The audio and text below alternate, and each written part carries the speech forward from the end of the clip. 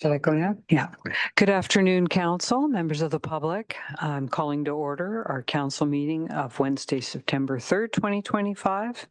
If we could all start by standing, and there'll be a playing of a new version of O Canada.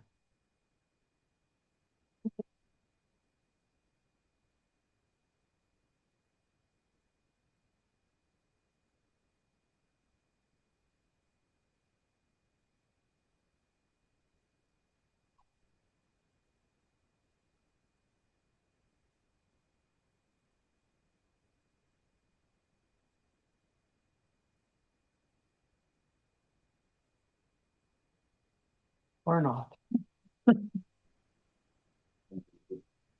You want to sing? We're not saying one video. You do everybody's amazing.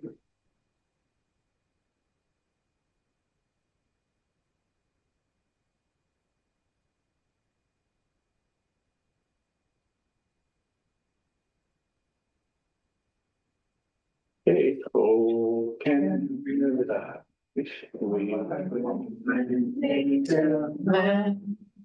True faith belong in all of us coming.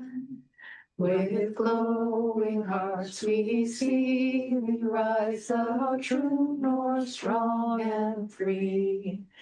From far and wide, O Canada, we stand on guard for thee. God keep our land glorious and free. O Canada, we stand on guard for thee. O Canada, we stand on guard for thee. Yay. Thank you, everyone.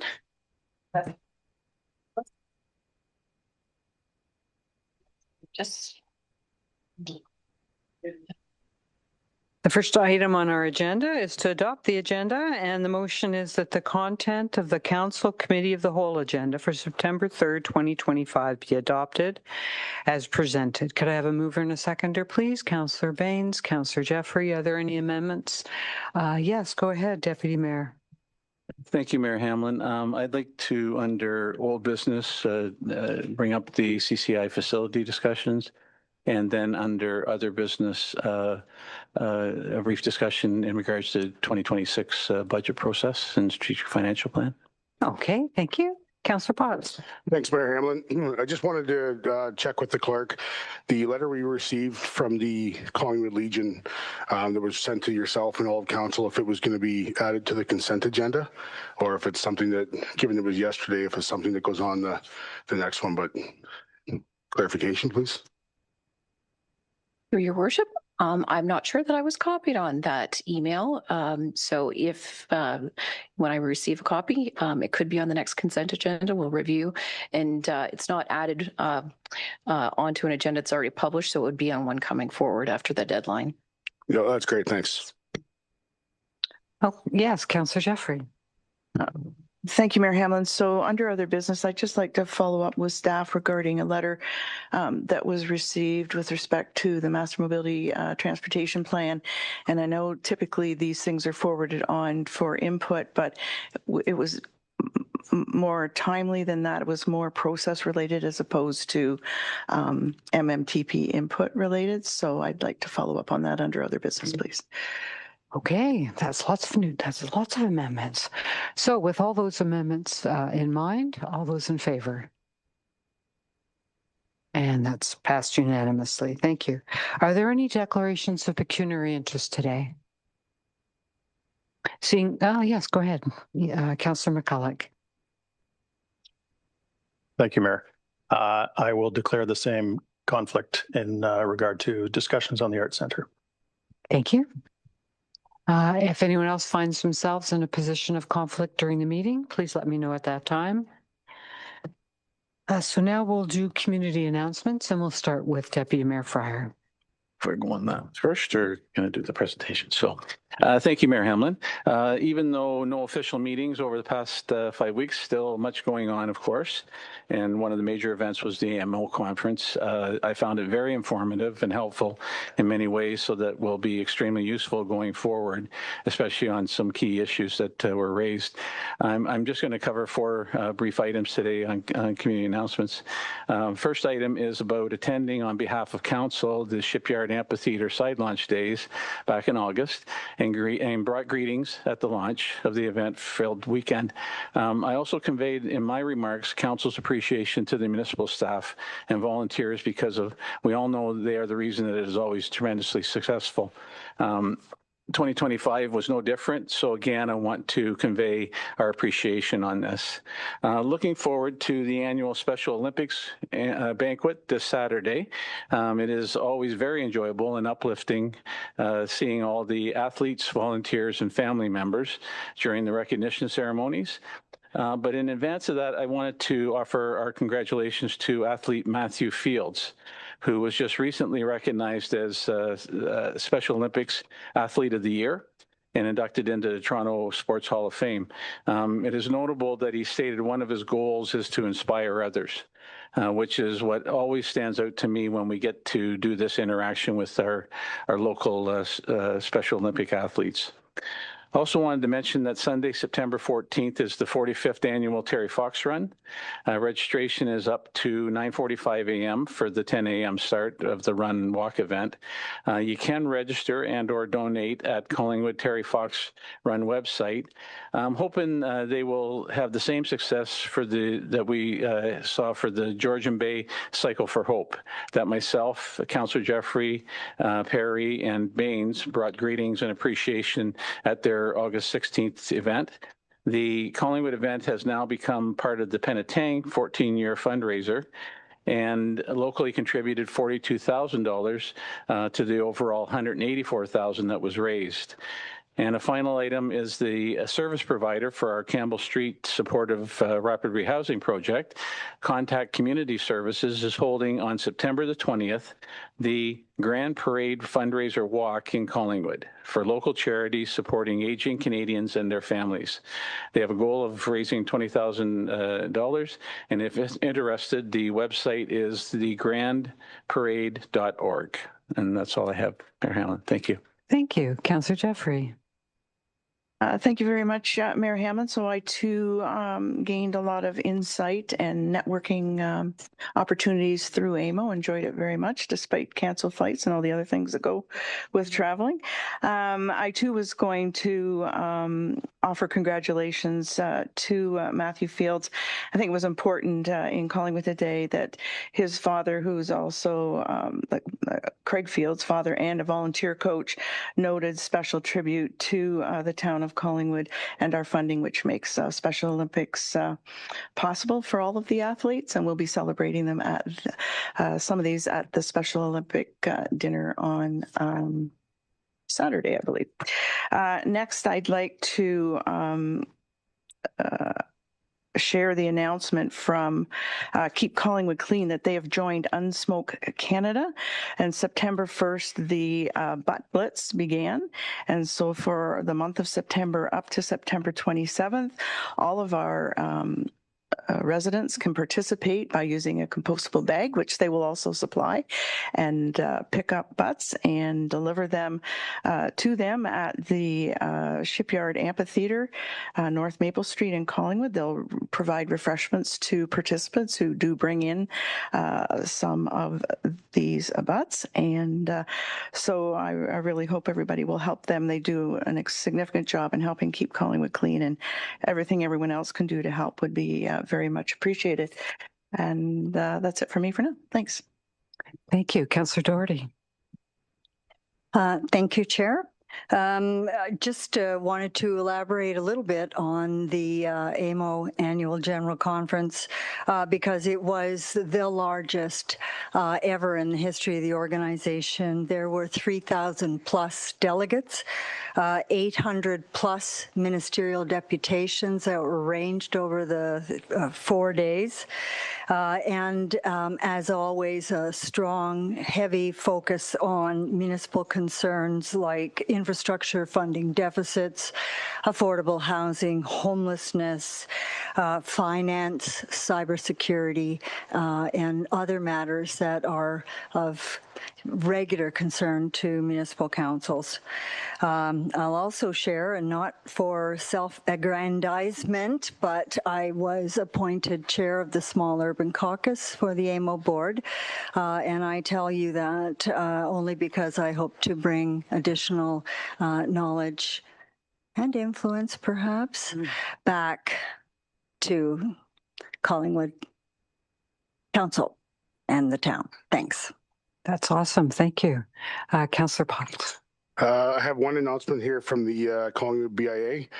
Collingwood's Fashion Week returns, celebrating fashion as art and a canvas in motion. The downtown Collingwood is presenting the Collingwood Fashion Week from Monday, September 22nd to Friday, September 26th. This week-long celebration of fashion, creativity, and community will transform downtown Collingwood into a vibrant runway of style and expression. The week begins with a gala launch party on Monday, September 22nd, featuring great music, fun, and engaging entertainment at Prime 79, and ends on Friday, September 26th with a spectacular event at the historic Gaiety Theatre, featuring the legendary Jeannie Becker, one of Canada's most iconic fashion and lifestyle voices. The evening includes a VIP meet and greet with Miss Becker, an engaging interview with her exploring fashion as a living canvas, and a reception at Butter Art Gallery to launch the Art Crawl presented on Saturday.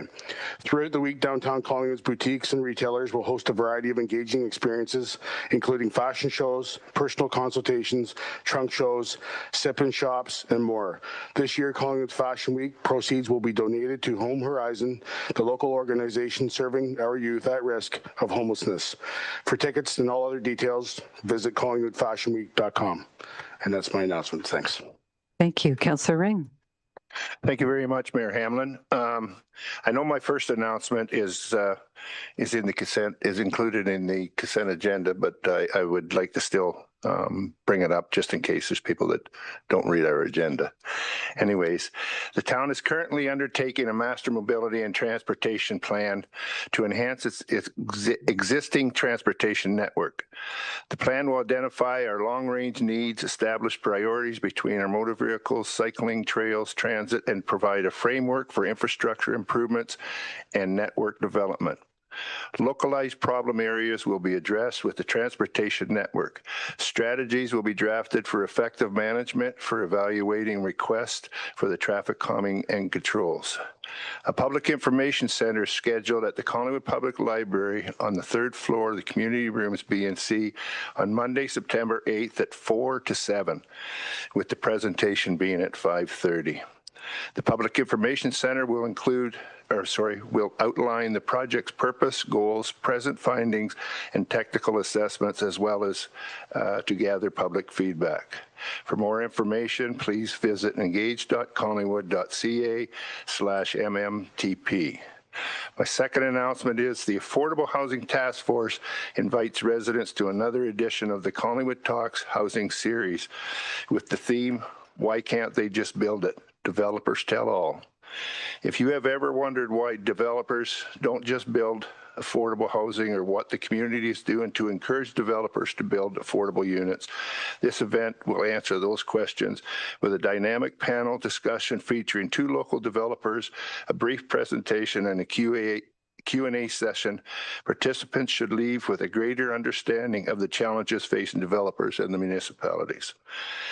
This Don't Miss event is scheduled for Wednesday, September 17th from 6 to 8 p.m. at the Collingwood Public Library, also in the community rooms B and C. This free event registration is required. Please register by visiting www.collingwood.ca/housing. And that's my announcements. Thank you. Councillor Baines. Thank you, Mayor Hamlin. The Collingwood Museum's flagship event, the 9th Annual Shipyard Social, will be happening this Saturday between 11:30 a.m. and 3 p.m. The event kicks off with the Hard Hats on Here Ontario March, departing Town Hall at 11:30. Museum staff will be on hand at 11 to distribute hard hats to shipbuilders and community members. The march will then proceed from Town Hall along Simcoe to the Collingwood Museum. Everyone is invited to participate in this community celebration. And an additional note is that this coming Friday night at Simcoe Theatre, The Last Launch, a documentary on the rise and fall of Call Ship, will be presented at 7 o'clock. If you wish to get a ticket, you're out of luck because they're sold out on this. So, but I will be attending. So, but you should be able to see it again on Bell because they're a major sponsor and they've presented it already on one of their networks. So, thank you. Thank you, Councillor Perry. Thank you, Mayor Hamlin. Not to jump back in the agenda, but we didn't do the land acknowledgement. So would you like me to do it right now? I think we'll do it after the community announcements. Perfect. Okay. A couple library announcements. Story time with the Georgian Triangle Humane Society is coming up on Friday, September 19th. Enjoy a delightful hour filled with pet-themed stories and fun facts about our furry friends who may try to make a surprise appearance. You can register on the library's website at collingwoodpubliclibrary.ca, as well as join library staff on Monday, September 22nd for an engaging presentation on some of Georgian Bay's many shipwrecks. Visit the library website, collingwoodpubliclibrary.ca, for more info and to register. Thank you. Thank you. Councillor McCulloch. Thank you, Mayor. Just on a lighter note, I had the pleasure of attending the Cottage Cup hockey tournament at Eddie Bush Arena last week, which our hometown local Blues went undefeated and won the tournament, which is a great kickoff for their season. And for those who don't know, the opening game is this Friday night, home opener. It was also great to be in the arena and see both the improvements in the Founders Lounge area and the Hall of Fame and the new sound system in action. It's looking good. Thank you. Okay, thank you. I'm going to use my community announcement time to award, yes, the Peter J. Marshall Award to some people in the audience. And they are members of our Affordable Housing Task Force, as well as our awesome housing coordinator, Claire D'Souza. And before I do that, I'm just going to tell you a bit about this. So this is an award for innovation, municipal innovation, and Collingwood has been recognized for the incredible strides we've made in our deployment of rapid accessory residential units. And these are the units that people can build in their basement or in their backyard, an additional rental unit. And we have really been first in Ontario to unfold the program we have. I notice other municipalities every once in a while unfolding little bits of it to great fanfare, but we have the whole package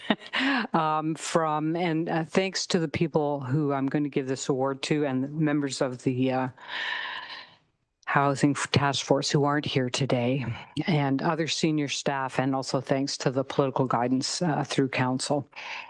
But I wanted to let you know that before we introduced this program, we had 8 accessory residential units built in Collingwood, and that was in 2022.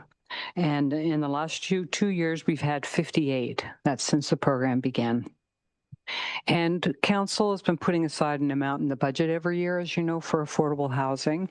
And by using $172,000 of that, we've given grants across 24 applications, securing those units as long-term rentals, which is, if I divided it the other day, it's about $7,000 a unit only that we're contributing to getting affordable housing in our community. And also our grant component is stackable, as is called with the County of Simcoe's program. So if a person is putting that kind of unit on their property, they can access up to $45,000 per unit. We have done lots more outside of the accessory residential units, of course. Our staff encourage our developers and builders to add units. And we know, because we see them come across here, but we know that there's a townhouse developer who added a number of units on the ground floor of townhouses so they can be rented out by the owners to help with their mortgages if they choose. There's builders who are roughing in the necessary for basement units at the time they're launching them. We've got lots of individual affordable units that are being built into condo projects now. And all to say, I am so proud of our staff and the Affordable Housing Task Force.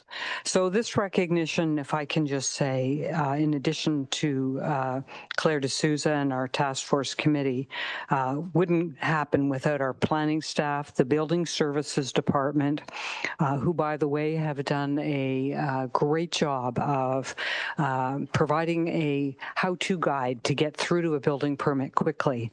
And also through them and our planning staff, we have 7 pre-approved designs for backyard units. So if someone wants to do it, they can come into town hall. We think we'd like to do one. Staff will measure up their site and say, this one will fit. It is very easy. Our finance department, Summer Valentine, of course, who's the director of growth and development. So we, of course, I'm just saying we punch above our weight, right? When we put all these things together, we are a small community. We've done tons with what little we have. So with that, I'm going to walk up. I can tell you that Claire D'Souza is here, Pan Osmond, Mark Shebanebi, and Jack Vanderkoy, who's currently the chair of our Affordable Housing Task Force.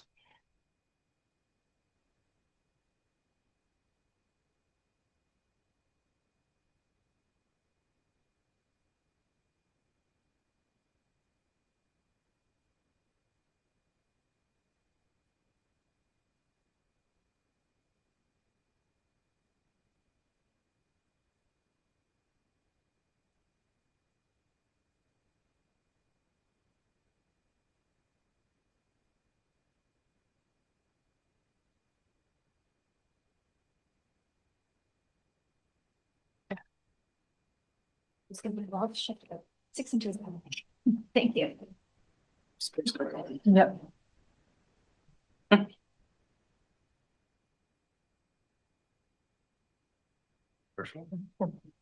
We'll ask maybe the members of the council representatives that are Affordable Housing Task Force, Mayor Hamlin, our Affordable Housing Task Force council members up for a photo too, and maybe a picture with all of council.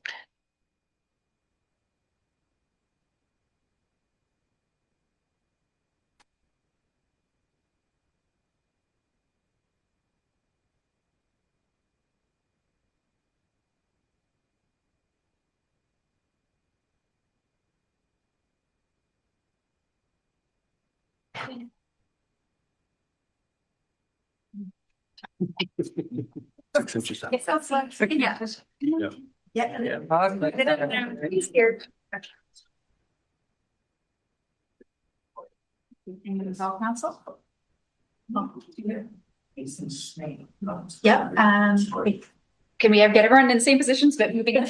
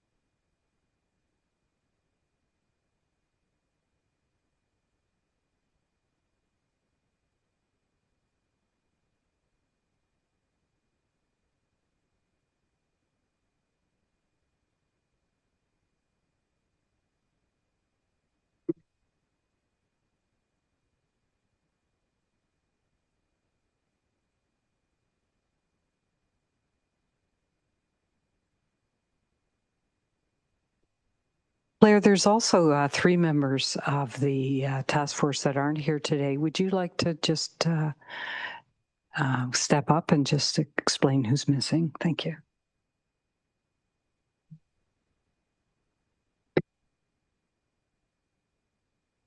Thanks, son. So the three members that are not here today are Jen Ray, who is actually the former housing development coordinator who launched the program. So big kudos to her. Matt Jackson and Susan Parkin and Amanda Stellings. Thank you. Thanks so much. And our CIO wants to add a few words. Thank you. Just one more stat around this award. It's a pretty exclusive award in Ontario. As Councillor Doherty had just mentioned, it's quite a big conference and it covers all of Ontario, and there are not very many Marshall Awards given out. This year there were 3 for all municipalities in Ontario across all of their programs. So just wanted to recognize that that was a really good job done by council and staff on that initiative. Thank you. Now, Councillor Perry, land acknowledgement. Thank you. Thank you, Mayor Hamlin. For more than 15,000 years, First Nations walked upon and cared for the lands we now call home. Anishinaabe, Haudenosaunee, Ojibwe, and many others who were families, friends, and communities the way we are today. The town of Collingwood acknowledges the Lake Simcoe Nottawasaga Treaty of 1818 and the relationship it establishes with the original inhabitants of Turtle Island. We acknowledge the reality of our shared history and the current contributions of Indigenous people within our community. We seek to continue empowering expressions of pride amongst all of the diverse stakeholders in this area. We seek to do better and to continue to recognize, learn, and grow in friendship and community, nation to nation. Thank you. Next item on our agenda are deputations. We have 3 today. For the first one, I'll invite Jack Vanderkoy up. Thank you.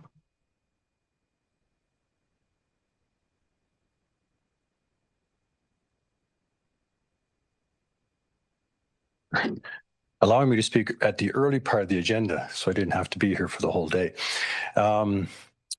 All councillors received a letter from the task force, as well as several staff members, in regards to the province of Ontario making it possible for municipalities to entertain a separate tax class for affordable housing units. I really encourage council to look hard at this. The regulations aren't 100% clear, but because we're a tier 2 municipality, we're responsible, or basically Simcoe County is responsible to pass their bylaw before enabling us to do it. Whether our deadline is September 30th or not, I'm not sure, but I do think it's something seriously to take a look at, and also to asking staff to do the necessary research to make sure that this, of course, will not have a hugely adverse effect on our finances, obviously. So some due diligence has to be done, but really encourage the town of Collingwood to consider this, because it will certainly make a difference in terms of affordability. Property taxes are a large component of the cost of a home, either a rental or a home ownership, and this could make a difference in terms of affordability. So again, thank you. And also, aside from this, I just want to thank the town, because the task force doesn't just do the work on its own. We have 3 council members on our task force. We've had several other council members in previous iterations of the task force, so you all take responsibility for the success that we've had. I'm proud of this town. Our task force is proud of this town, and getting this award certainly emphasizes that. And but again, it's a team effort. I think you pointed that out. This isn't just one group, it's all of us. And we all have a goal to create enough affordable housing so everyone has a safe, secure place to live. And so thank you for your commitment to that, and look forward to continuing to work with the council, with the staff. Claire is our hero. She keeps us all in line, but also helps us in terms of messaging and that type of thing. So again, we've got a great team here. But again, let's take a look at what the province is enabling. I keep asking, is there any money with this? There's not. And but it is an opportunity for us to create that separate tax class. And even if we don't take it 100% based on what the province is allowing, at least to have that available down the road, we can always use it. So encouraging you to take a hard look at it and to get this thing in place. Thank you very much. Okay, thank you. I think there might be a question. Or is this a question for Jack? Yeah, Deputy Mayor, go ahead. Thank you, Mayor Hamlin. And I was going to bring my comments that I was going to bring up when the consent agenda was going, since you're at the podium. And the first comment, of course, is congratulations to all the non-council members of the task force for the PJ Marshall Award. As CEO Skinner alluded to, it's a very prestigious award for Ontario. The timing of that, being able to recognize the Affordable Housing Task Force, is coinciding with this example of how the task force endeavors to assist council with the very difficult construction of plans to help alleviate to some of the significant housing crisis impacts we are experiencing in our community. Although there is a great deal of concern, and I spoke to many at AMO about this, with another tight timeline that the province has given the municipalities, the reality is that September 30th decisions have to be made. As Jack has highlighted, Collingwood can't make any decisions until after Simcoe County decides because of they set the tax rate ratios, their tax class ratios. I wanted to say that my intention with this is to go through our county discussions next Tuesday on September the 9th, when the county staff are planning on putting a report forward, and hopefully be able to get a little clearer picture of the situation as far as the county's position goes.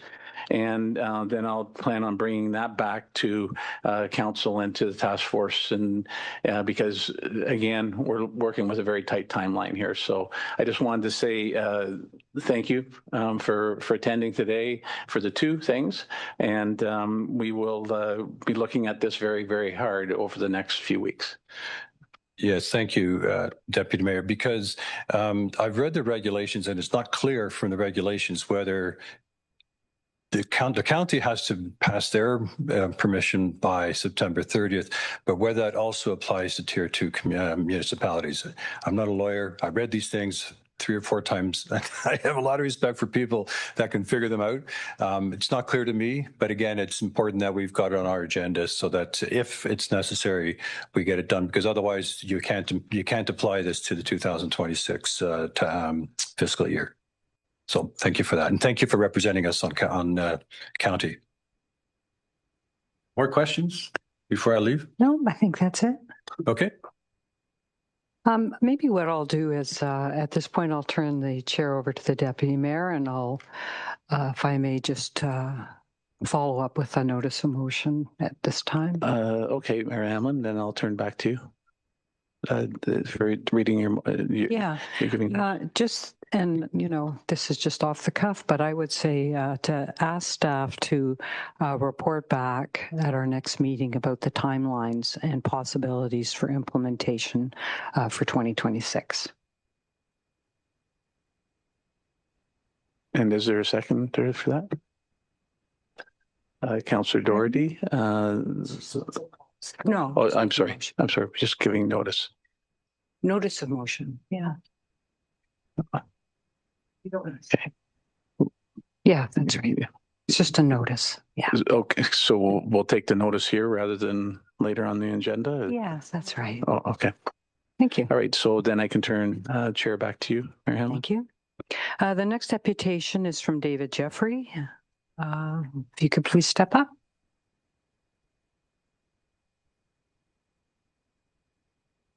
Thank you, Mayor Hamlin, Council. Really appreciate this time to speak with you today about the Greenbelt. My name is David Jeffrey. I'm the chair of the Greenbelt Coalition in Simcoe County.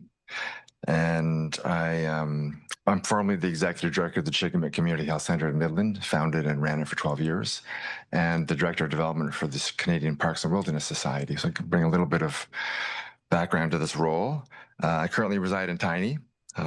Lived in Medonte for 18 years, raised my family there, in Midland for 10. My girls went to high school there, and now in Tiny for 7 years.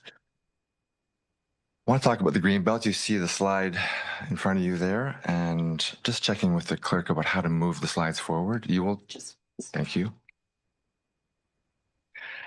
The creation of the Greenbelt really wasn't a political act. It was an act for future generations, for our children, grandchildren, and their children. You know, so the idea of 7 generations forward from here.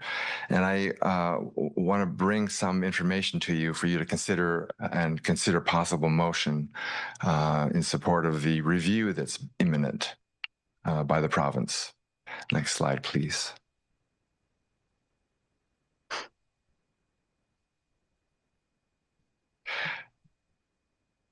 The coalition, is there one more before that? I think there's one before that. Yes, who we are, the coalition. So we're, since 2017, founded at that time. We're made up of 47 grassroots groups across the county. There are a few here in this area that are members. For instance, the Cardenfield Naturalists is not here. Chippewas of Georgina, Clearview Sustainability Network, for instance, Collingwood Climate Action Team for another, Concerned Citizens of Ramara. So there are groups like that all over the county that are part of our coalition. And what we do is try to provide that link between what's happening in the grassroots with support information and a little bit of funding with what's happening, what decisions are being made at the province, provide that interlink, that space between the two. So the grassroots organizations have some supports, some knowledge, some information to be effective on the ground where they are. What we're trying to do as an organization in the county is respond to the challenges of climate change.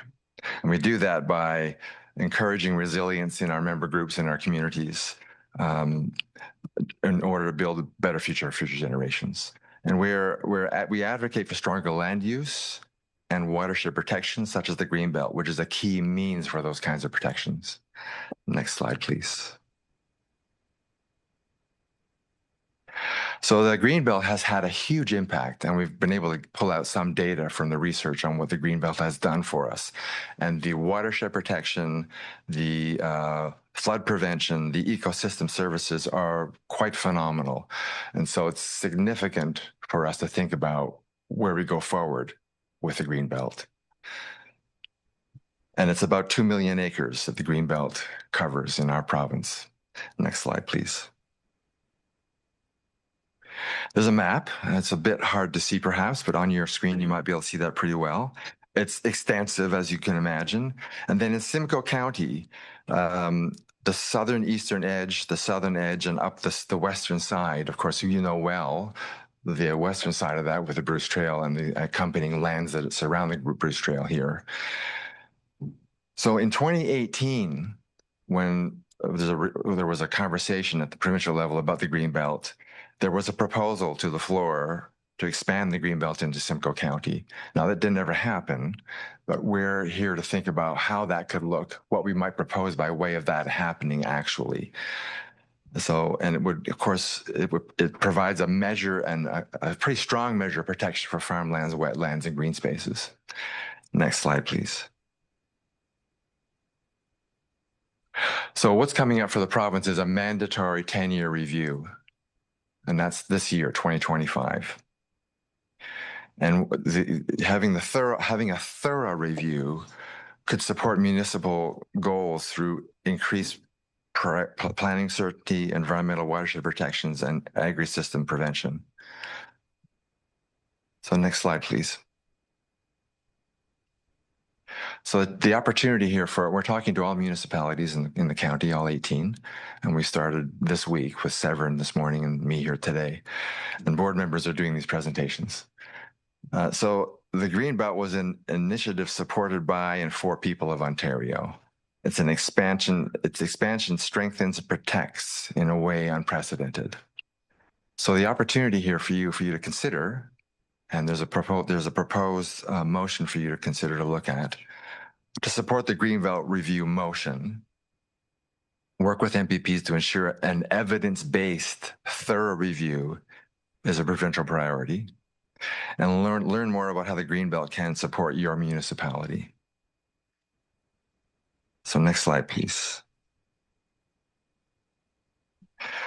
That's the slides, and I don't know if the clerk can throw up the motion. Do you have the motion from Mark? No, you don't. Let me just touch on a few pieces of, there's 1, 2, 3, there's 6 whereases. As you can imagine, motions are similarly structured. Let me just touch on the third one here. Whereas municipalities face increasing pressure from growth, aggregate extraction, and climate-related risks and require strong, enforceable tools to protect water, farmland, and natural heritage for future generations. That whereas accompanies a few others. To have therefore be it resolved, which reads like this: Council supports the exploration of opportunities to expand and strengthen greenbelt protections. And 2, Council calls on the province of Ontario to collaborate with municipalities, Indigenous nations, and stakeholders in identifying and protecting additional lands of ecological, agricultural, and hydrological significance.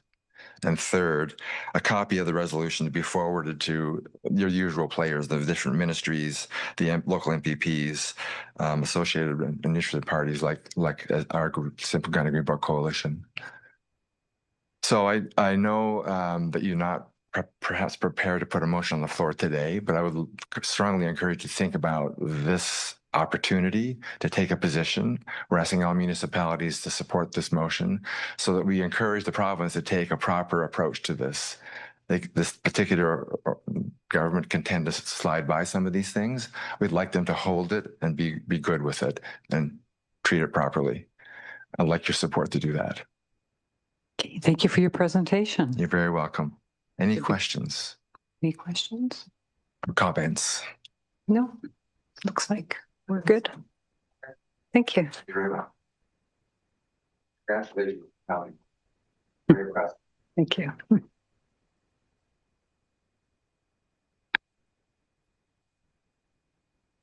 No, go ahead. Thank you, Mayor Hammond. Similar to you, I'm wondering about maybe just the prudence of giving notice of motion at this point with my commitment to consult with staff as to where this would be most effective, be it through our county representatives, the county of Simcoe, or us as a municipality supporting. And I don't know through Councillor Doherty if AMO has any kind of read on this matter as well. But I think maybe in prudence, just give a notice of motion for now, and we see what we can do. Okay, thank you.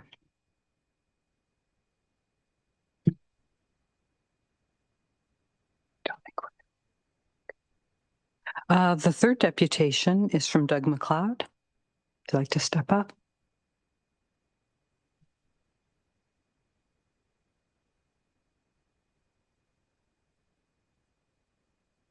Deputy Mayor Fryer, Councillor. My name is Doug McLeod, and I'm here to ask you to waive the rental fees in connection with a charity fundraiser I'm doing October 23rd. It's a group of hockey players who are coming together to raise money to support hunger relief programs in the Collingwood area. So it's taken me about 2.5 years to get to this point in the process. About 2.5 years ago, when I was still working, I'm retired now, I was helping out a client with some collective bargaining. And we were putting together a monetary policy proposal. And much to my surprise, they had a COLA clause in their wage article. And COLA is just a cost of living. So this was the beginning of 2023. So, of course, I went and looked at the CPI for 2022, and it was almost 7%. And I dug down a little deeper, and the inflation, food inflation was about 10%. And at that time, I was on a variable mortgage, so my interest rate had gone up 2.5%. And I said, wow, like that's got to be affecting a lot of people, a lot of low and no income people. So as I wound down my business, I started looking into it a bit. Read some reports on food banks, and was just astonished about the use of food banks going up. So I decided I'd talk to some of the charities and our nonprofits in Collingwood, and I started at the food bank. They were putting on a breakfast on a test case basis. So they put it up on 211. That's all they did. The next week, there were 75 people at the breakfast. just, again, I was amazed. And the face of hunger is much different than I thought it was. You know, the stereotypical is, you know, people living in the encampments, maybe they have some mental health problems. And there are certainly people like that, but there are seniors who are experiencing hunger. And in fact, there was you all know there's a senior shelter now in Collingwood. And the people who are there, they have to pay, most of them are on Ontario Works. They pay about a third of that towards their stay in the shelter, and they have to find their own food. And then once permanent housing is found, and there's 10-year wait list, then of course they have to pay about a third of their income for the rent, and then they have to buy food. So that's another aspect of the face of hunger I wasn't aware of. There's a youth shelter in Collingwood, as you all know, and it's full with a waiting list. And so now they have an outreach program, and they need to have food to support the youth where there's no room in their shelter. There's a mobile kitchen here in Collingwood. I was speaking to the executive director, and she's serving up about 500 people a week. 500 people a week in Collingwood, Ontario. That's one group. So anyway, I was looking at this and I figured the whole idea of affordable housing, I just don't have the mental bandwidth for that. It's just way too big a problem. Homelessness, same thing. It's too big of a problem. But making sure nobody goes to sleep hungry in Collingwood, I thought that was something that can be done. I think there's a lot of people who are willing to get behind that idea if they know about it. And there's quite a few nonprofits in Collingwood who are doing great work in that right now. So anyway, I've organized this tournament, and so we'll be renting ice time at Eddie Bush and Central Park on October 23rd. The rental fees are $901.74. And so I'm asking that you waive that fee. And also if you could give us access to the founder's room during the day so the guys can rest and recoup between the games. So thank you very much for your attention. Okay, thank you. Let's see if there's any questions, Doug.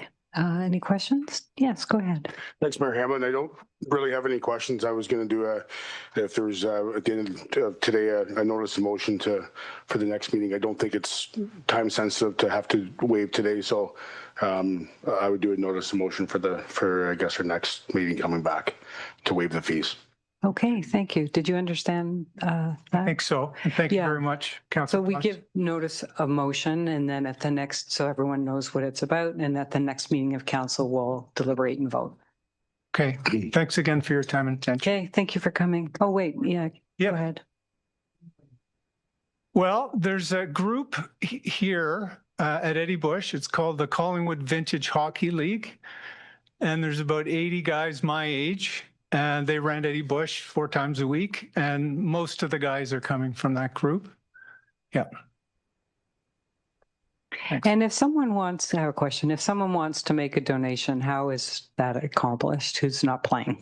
Yeah, so there's a Canada Helps website, and I'll send the link along to the clerk, and you can use it as you will. Okay, that's great. Thank you. Councillor Ring. Thank you very much, Mayor Hamlin, through you. Is that the figure you give us? Is that the fees that you are at, total fees that you're asking to be waived? $901.78 or whatever. 74 cents. 74 Yeah, cents. So I was going to give you a little extra. But. Yeah. No, that's the amount I'm looking to waive. That's the full amount. Thank you. That's just the ice time. Yeah. Thank you. Okay, thanks for coming. Thanks. And thanks for your efforts. That's great.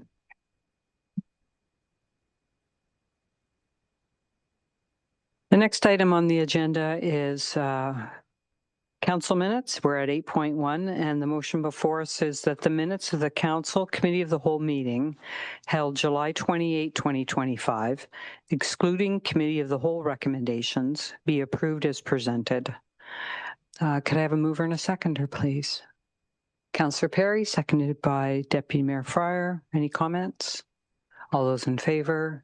And that's unanimous. Is there any business arising from the previous minutes? See none. We now have 3 items that are with respect to the Committee of the Whole meeting held on July 28th. The first recommendation is that the Committee of the Whole recommendations contained within the July 28, 2025 Council minutes be hereby approved as presented. And there's 6 items: South Georgian Bay and Springwater Community Safety and Wellbeing Plan, 25 to 29, T 2025-13, Asset Management Plan Report as amended, CAO 2025-03, Operational Plan for Q2 of 2025, that was a status update, CCS 2025-05, Terminal Point, we had a project schedule update, T 2025-12, Georgian Triangle Humane Society support review, and that's amended in part. And lastly, the reports minutes of other committees and boards. These were all approved unanimously at the Committee of the Whole, so they're all together. Could I have a mover and a seconder, please? Councillor Baines, seconded by Councillor Potts. Any comments on any of these? All those in favor, and that's unanimous. The second one is T 2025-12 regarding the Georgian Triangle Humane Society support review, and the recommendation that was dealt with at the committee was this, and the council directs staff to waive the one-time $30,000 parkland dedication fee for the GTHS development project. Could I have a mover and a seconder, please? Councillor Doherty, seconded by Councillor Potts. Any comments on this? All those in, yes, Councillor Doherty. Thank you. My only comment was, council is aware that they came to us with a request for both the creation of a municipal capital facilities bylaw, or in their case, for a facility, plus this request. I think to request forgiveness for this parkland dedication fee, recognizing the services that they do provide to the town, and also recognizing that the town already does support the GTHS, but also to acknowledge that there is extensive green space on the proposed development, which to my mind carries even more weight in terms of waiving this fee. Thank you. Okay, any other comments? You have a comment? Yeah, go ahead, Councillor Jeffrey. I'm trying to remember if I was one of the 2 who voted against at the time, and for the life of me at this point, I can't remember why I would have if I had. But what were the implications of the $30,000 being waived? I guess this is through to the treasurer again, so I can understand where that's coming from and what the impact is. Okay, thank you. Over to you, Treasurer Graham. Thank you, Mayor Hamlin. Through you to Councillor Jeffrey. The impact would just be a reduction in our reserves that we could use for parkland in the future, so not a significant impact. Thank you. Okay, so I'll bring this to a vote. All those in favor? That's unanimous. Thank you.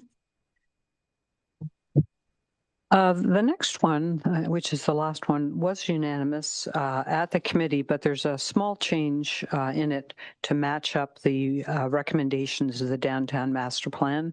The word designated has become the word formalized, which isn't significant, but the clerk's advised we should vote on this separately. So the recommendation here is, whereas the redevelopment of 84 here Ontario Street is a high priority action identified as action item 12 in the Downtown Master Plan approved by Council on January 6, 2025. Therefore, be it resolved that the Downtown Collingwood BIA Board of Directors request Council consider 84 here Ontario Street be formalized as a public open space and that funds be allocated for consideration in the 2026 budget deliberations to action the item to further explore and develop the property. Could I have a mover and a seconder, please? Councillor McCulloch, seconded by Councillor Baines. Any comments? Yes, Councillor Doherty. Thank you. And just to clarify through you to the clerk, so is it designated or is it formalized? Well, it's formalized. That was the motion is to say that. Because the word designated is still in the motion there. Yeah, that's why I read it in and made the comment that it was being changed. Yeah. Did you have a question about that or? Well, just it will affect my vote. If it's a designation, I will not support it. If it's formalized, I will support it. Okay, well, that's what it is. Okay, so, yes, go ahead. If I could just get maybe a little more clear explanation on the two words. I get nervous when we change a word, just simply because I don't know what I'm setting myself up for here. So if there's staff that could just more or less explain how crucial it is, just in the difference of the two words. Fair enough. Who should do that? Thank you, Your Worship. We do have Director Valentine. It's because the planning connotation pieces to it, so I'll have Director Valentine explain if that's okay. Thank you. Is she online? Oh, there you are. Thank you. Go ahead. Thank you, Chair, and through you, happy to respond to that question. The word designate led us to believe that the request from the BIA was to change the designation of those lands to a park, whereas formalized does not lead us to a land use planning process. The lands as currently designated and zoned would not preclude the establishment of the park, but it also would allow for other active uses that could be beneficial for that property and the BIA's desired uses over the long term. So it was determined in consultation with the BIA that they were not requesting to, through a land use planning process, scope the use of that property to only a park, but preferred the existing designation and zoning, as I mentioned, which does not preclude a park, but could have other active uses like a market, et cetera, established on the property in the future. No, that's very clear. Thank you. Okay, awesome. All right, so we'll bring this to a vote. All those in favor, and that is unanimous. Thank you. We have one bylaw before us. The recommendation is that the following bylaw be hereby enacted and passed this third day of September 2025. Bylaw number 2025-70 being a bylaw to appoint an acting deputy clerk. Could I have a mover and a seconder, please? Deputy Mayor Fryer, seconded by Councillor Doherty. Any comments? All those in favor? And that's unanimous. Thank you. Under departmental updates, there's nothing on 11.1. On 11. Yeah, sorry, go ahead. On that particular item, I know it says that there was nothing, but there was a recent media story, and MPP Saunderson spoke about there no longer being. I've got my note here, and I'll just read what he said. Property is no longer under provincial review requirements. We might have been informed about that in some way, but I don't recall that. So is that accurate, that there's no longer that regular review that was being done by the province in regards to the property? Can I ask that question through you too? Yeah, I honestly don't know the answer to that. I think this is a question for Director Valentine. Thank you, Chair, and through you, staff certainly took notice of the same content in the newspaper article that's being referenced by the Deputy Mayor. We had not received formal confirmation from the Ministry of Municipal Affairs and Housing that the enhanced review or monitoring of the town's MZO had come to its conclusions. So we did follow up with our staff contacts to confirm the status of the monitoring program. We have yet to hear back, but we will certainly update council as soon as we have an update to provide you from the ministry. But the short answer to your question is no, we were not aware of the cessation of the monitoring program, but will continue to investigate. Okay, thank you. So 11.2 is back to Director Valentine on the routine OLT appeals. Thank you, Chair. We do have 3 updates for Council this afternoon. The first is related to the 16 appeals to the county's decision to approve the new Collingwood official plan, and that happened in September of 2024. To date, we've had 2 case management conferences, also known as CMCs, that have been held for these appeals. A reminder that CMCs are largely procedural in nature, and they are used to confirm the parties and participants in the appeal, plan for mediation or hearings, including the production of draft procedural orders and setting dates for things like expert meetings and future touch points with the tribunal. Council has also provided direction to the town solicitor and staff on 3 of the 16 appeals in camera, which has been communicated to the appellants and the tribunal. All of the other remaining 13 parties have confirmed interest in tribunal-led mediation, and that's good news because mediation can assist to convene experts and narrow or resolve issues and support both general and site-specific conversations with applicants. The next touch points that we are expecting with the tribunal is the kickoff to that mediation that I mentioned, which is happening tomorrow, September 4th, and then a 3rd case management conference scheduled for next week on September the 9th. This case management conference on the 9th is quite important to us. The key desired outcome is to have an order issued by the tribunal which will formally provide confirmation on which policies and schedules in our new official plan remain under appeal in consideration of the scoping exercise that has been ongoing with the appellants over the past several months. So, Council, you'll likely recall that we do have a working copy of the new official plan online, and all the sections that we believe are under appeal are highlighted. So it's our intent to update that document and hopefully reduce that number of highlighted sections and schedule based on this anticipated direction from the tribunal. 2 other items of note on these appeals. First is that the mediation scheduled to kick off tomorrow is intended to last a couple of months through September and October. And second, a 6-week hearing has been scheduled as well in April of 2026. And that essentially acts as a placeholder to address any of the appeals that remain unresolved through mediation or direction of council. Madam Chair, do you wish me to pause at this point for any questions on that update or proceed with the other 2? Let's pause and see if there's a question. In fact, I think there is one. Councillor Baines. Thank you, Mayor Hamlin. Through you to Director Valentine. Just a process question. These CMCs, is that one CMC for all 16 appeals, or is there essentially a CMC for each of the individual 16 appeals? Go ahead, Director Valentine. Thank you. Through the chair, that's a great question. At this point in time, we're having one CMC event that covers all of the 16 appeals. Now, that could change in the future. I will confirm that through mediation, it is more typical to parse out the different appeals. So we would imagine one plenary session that may deal with the background that impacts all 16 and then break out sessions for the remaining appeals individually. So it does depend, but at this point in time, the CMCs have been global for all 16 appeals. Great. That's an efficient use of time. Thank you. No more questions.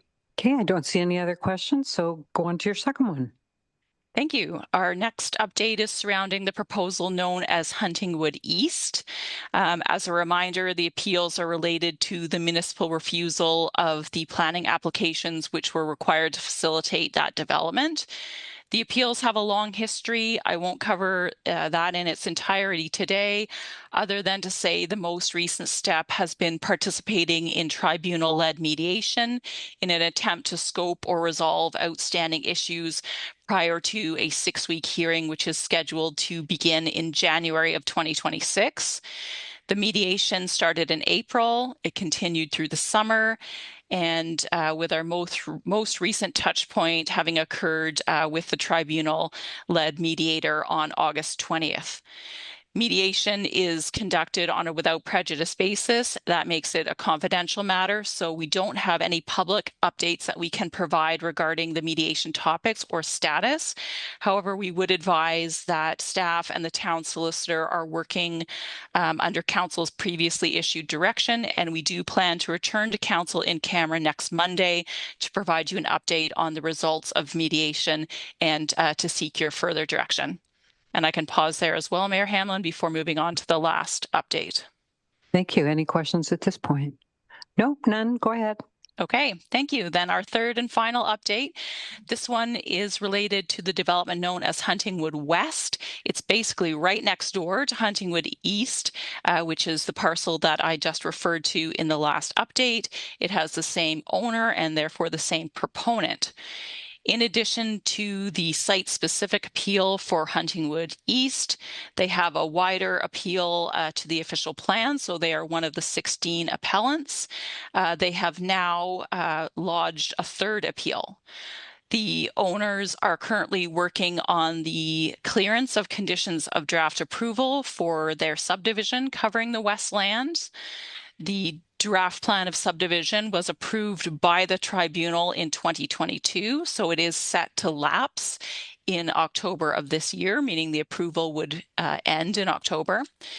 The owner submitted an application for a 3-year extension, which is being processed by staff, and we anticipate a report to come before you as council in September or early October. And in the meantime, staff do have the delegated authority to issue emergency 30-day extensions to ensure that that approval does not lapse until the report is advanced to council for decision. Unfortunately, the landowner has lodged an appeal of the lapsing provision prior to a public decision on the extension being considered by council. This matter is currently sitting with the town solicitor for initial action and advice. There's several layers of complexity to it, including what is the role and responsibility of the tribunal, who was the approval authority for the draft approved plan of subdivision, and the town, who administers things like extension requests and amendments to that approval. There's also the question as to whether lapsing provisions are even subject to appeal or not. So once the details of that appeal and the potential outcomes are better understood, we will certainly return to council in camera to seek your direction. In the meantime, staff are continuing forward, working on the extension, and unless otherwise advised by our legal counsel, we still plan to bring a typical and publicly open report to you as council for consideration of a decision. And thank you, Madam Chair. That would conclude all 3 of the updates, and happy to answer any questions on that last one, if there are any at this time. Hey, thank you. Any questions on the last one? I have one on the Huntingwood West. And I know you may not have this in front of you, but how long has that draft plan been dealt with by our council? How many, do you know when it was originally filed? Thank you, Chair Hamlin. Though the history of applications go back to 2014 on the Huntingwood lands collectively, west and east, the subdivision itself, which was one in a series of many applications on the land, was approved by the tribunal through a settlement in 2022. So this is the first extension that could be granted by council. Okay, that's great. Thanks so much. Thank you. The next item on the agenda is an update from Director Cubitt on the shipyard plaques on Heritage Drive. Thank you, Your Worship. We're pleased to report out that a contractor was retained to reinstall the dislodged hull plaques from the Ships of Collingwood hull plaque series. This work consisted of grinding down the concrete and using mortar to bond the plaques back in place. We also took this opportunity to do another inventory of the plaques. 10 were identified as missing. Those are being reordered, and they will also be installed as soon as they arrive. Each spring, staff will inspect the plaques and continue to reinstall them annually as needed. And in the longer term, the plaques will need to be considered within the future Heritage Drive reconstruction and the Terminals Point public realm projects, ideally with a goal of determining a treatment plan that is more sustainable than today's. Well, that's great. I know, Councillor Ring, this was a motion that you asked staff to look into, and I guess we don't need your motion now. Yeah, are you happy with this response, or would you like to speak to it? Thank you. Just a comment more than anything else. I want to really appreciate what staff did, especially Director Cupid, for the how quick this got rectified, although it has been a little while in the making. But once the decision was made to get this those plaques reinstalled, it's been very quick, and I know that there's been a few people that have contacted me over the time on this term of council that have asked me when those plaques were going to be in, and I know that they're very happy and appreciative that the plaques that they got in family members' names or parents' names or just friends are going to be reinstalled, and I really appreciate that. So thank you very much to Director Cupid for getting this looked after. Thank you. That's great. Well, thank you for raising it as well. So next is our consent agenda, and as council knows, there is a general correspondence list that can be viewed on the agenda and meeting portal. The recommendation before us is that council hear and receive the general consent agenda, and further to note that the information and opinions provided in the general consent agenda items are those of the authors and are not verified or approved as being correct. There's three matters or items of correspondence. The first one is from Initial N. Owens, lack of parking downtown Collingwood. The second one is regarding the Mastro Mobility Transportation Public Information Center number 2 notice. And the third one is the Collingwood Affordable Housing Task Force letter, re-affordable housing tax subclass that we heard Mr. Van der Kooi speak to previously. I'll just ask for a mover and a seconder, and then we'll get these on the floor. Councillor Ring, seconded by Councillor Baines. All those in favor? And that's unanimous. Okay, who'd like to pull what? Councillor Jeffrey. 12.2, please. Okay. Deputy Mayor? 12.1. Okay. And that's all I see. So, okay, we'll start with 12.1. Go ahead. Okay. So it's not noted on the attachment, but and it's a very detailed piece of input by Mr. Owen.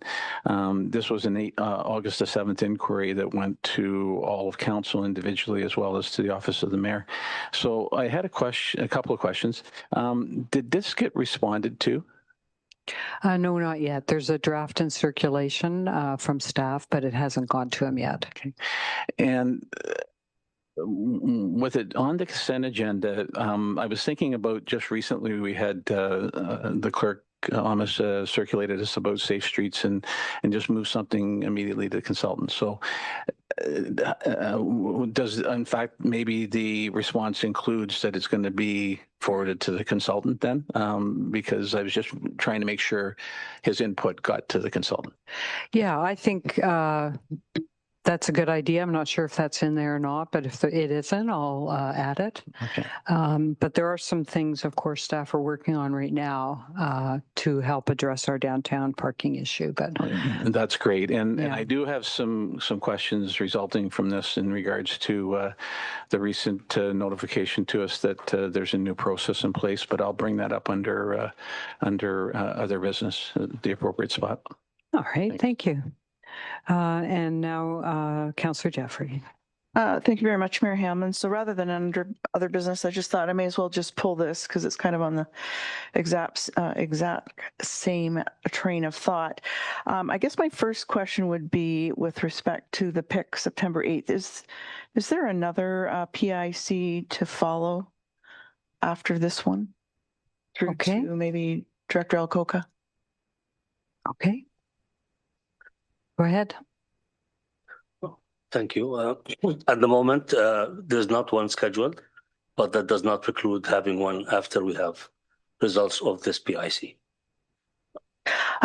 Thank you. And I say it, I had the opportunity to listen in on the external stakeholders meeting and hear their input. And I've heard from several since that they're really feeling that some of the input hasn't made it into the consultant's information yet, and it's there's not a lot of background information. I know one of my questions was how did they get to, or how did they determine short, mid, and long-term priorities and the rationale. And so I think the external stakeholders are feeling that they don't really have enough meat or background on it to have more input in a PIC.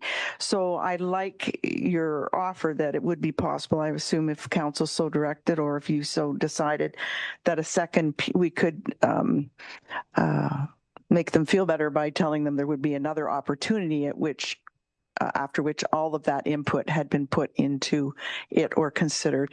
Like in our planning process, Director Valentine will address after a public meeting how each input was addressed through or considered in the process. And I think that's going to be really important here with this PIC. As we have done in other areas, really successful jobs in engaging developers. But I think these external stakeholders are very knowledgeable, and it's going to be really important for them to have an understanding how their information was used and considered.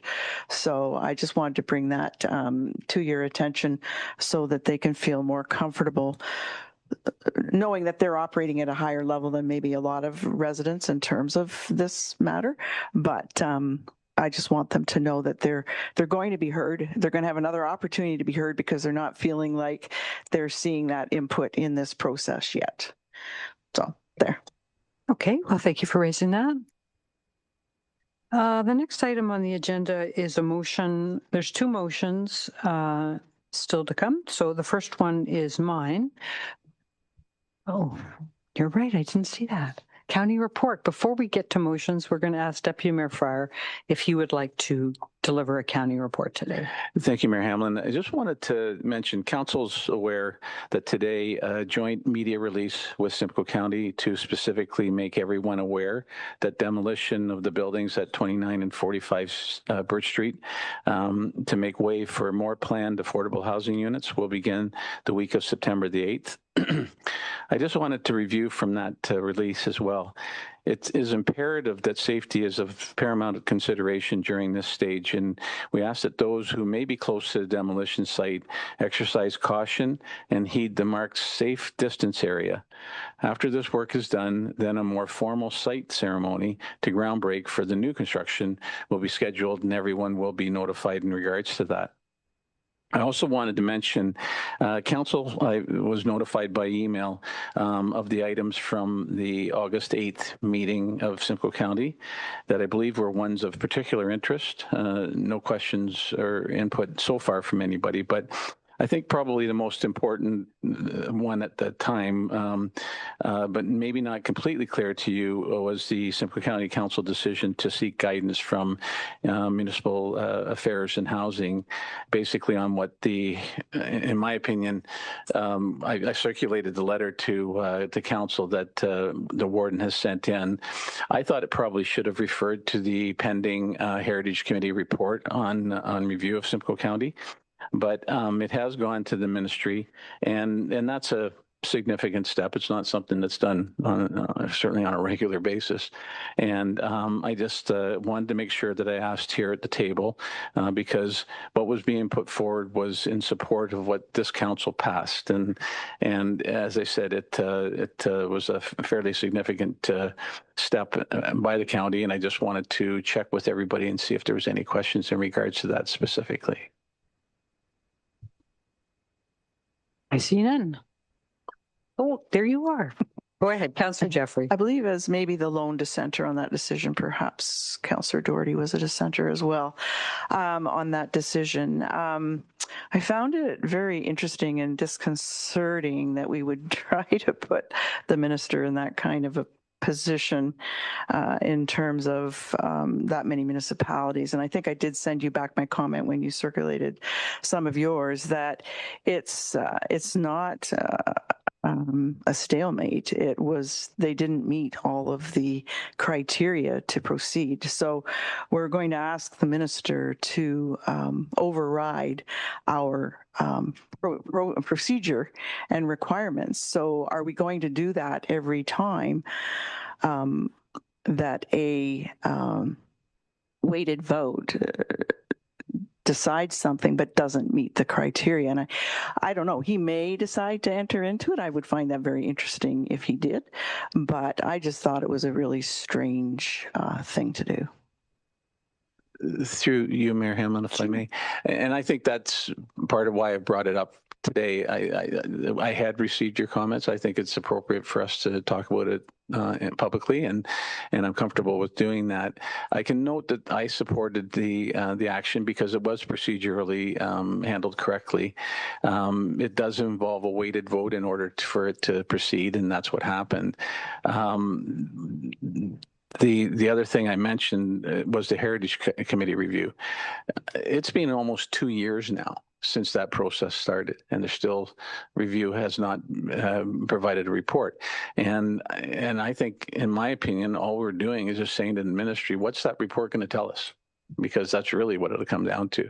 If the Heritage Committee has some thoughts about downsizing, then they'll put that in their report. If they don't, then they won't. But it's a step that's been taken, as I say, procedurally correct. And just as I also said, I thought it was important to talk about it today and give you a chance. I do believe it was just one dissenting voice, and you can correct me if I'm wrong, Councillor Doherty, but I thought it was important that your information to me was shared publicly because that was your point on it. Yeah. I wouldn't mind just saying the requirements aren't the counties, they're in the legislation. And there were 3 requirements. One, county council had to pass it. Done. I don't know, majority of residents, I forget the exact number, across Simcoe County had to approve it, check. And then the majority of the municipalities had to approve it. So that was a stalemate. It was exactly a tie. So under the rules of the county, if there's a tie vote, it fails. But because of the overwhelming support by the municipalities and county council, I believe that was the reason it was thought the minister would be asked. I should also say I have certainly noticed that the province has been signaling that it doesn't like large county councils. And I was at the Auto Mayors meeting in Guelph several months ago, and Ford was there, and there was a question about Niagara Region's County Council, which is about the size of Simcoe counties, and Ford was adamant that that had to be reduced in half. So I think certainly among myself, who did vote for the smaller county council, it seemed to me that if we weren't doing something, we might see the province doing something. So I thought this letter from the warden fit into that whole picture that I could see. So who knows? We'll just sort of see what the province does. They're going to, as someone has said, the province will do what the province will do. But I don't think it hurt for us to say, you don't have to impose things on us if you don't want to. We're agreeable to being smaller. So I think that's anyway. That's why I supported it. Yeah, go ahead. Just in response to that, I guess you don't agree to be smaller. I guess that's my point. I think it's really has been procedurally burdenous at the county, the whole process. And so it will be interesting to see what they do. But I haven't been getting that feedback in terms of Simcoe County from any of my provincial engagements or conversations. So, but again, it'll be interesting. Maybe it was going to come out in the Heritage Report. Like I like that angle better, is like, don't leave us dangling. Let's just give us your report and get on with it. But I would have preferred the letter just stated that. I thought it got into children that couldn't get along in the sandbox. Yeah, I think it was a very complete review of what the county did. So there was lots of back and forth. So it did seem a bit long. Yeah, go ahead. This isn't related to this. It's a couple additional counties. So the first one for the deputy mayor, we're back tomorrow meeting with the BIA tomorrow morning. If there's any updates on recycling, I know it's on our agenda. If there's anything that's kind of come to the forefront, if you could maybe send it over. So if there is anything that maybe the BIA is not aware of, that was my first one. I'll just quickly say to Councillor Potts that the last thing I'm aware of is what I circulated from August the 8th. The agenda for next week hasn't come out yet. So if there's something on there, I'll share that immediately too. Yeah, perfect. Thank you. And the second one, this will be probably to the clerk. We had some correspondence over the month of August about the encampments on Harborview Park area. And I only bring this up now because generally we tie the homelessness with the county. And I'm just wondering if they've been engaged with the Community One with the act of, I know bylaw was involved, but that's a kind of a different thing. Have they been engaged, or has there been any additional efforts been put forward from the county to help with the waterfront area specifically? Thank you. Go ahead. Certainly. Thank you, Worship, to Councillor Potts. Yes, we did reach out to Bylaw. Bylaw, I believe, worked with Director Cubitt's PRC team and the OPP. The area was actually in a pretty tidy condition, and they did connect them with the county resources needed. That's perfect. Thank you. Okay, I'll just also add in on the recycling, and the deputy mayor can say if his recollection is different from mine, but the transition to the recycling being picked up by the producers was supposed to be January 1st. And I believe what I heard was they can't meet that deadline. So I'm expecting things will just continue until it can be figured out. It's really complicated, what has to happen. Okay, anything else for the county report? No. Okay, good. All right. So now we're on to motions, and I will turn the chair over to the deputy mayor. Thank you, Mayor Hamlin. At this time, before I actually ask the motion is read into record, there's an immediate need for some clarification, please. I'll make it clear that the recorded motion, given proper notice on July 28th, has had a very complicated impact for various reasons. And how this is proceeding is based on quite a few discussions and emails with the Integrity Commissioner. Some of what I was prepared to try to get clarity on may not be applicable, but as the motion is still on the agenda, I will continue to seek help in better understanding key points so I can make the correct decision about participation. One item was it was very unclear as to what the area to be considered exactly was.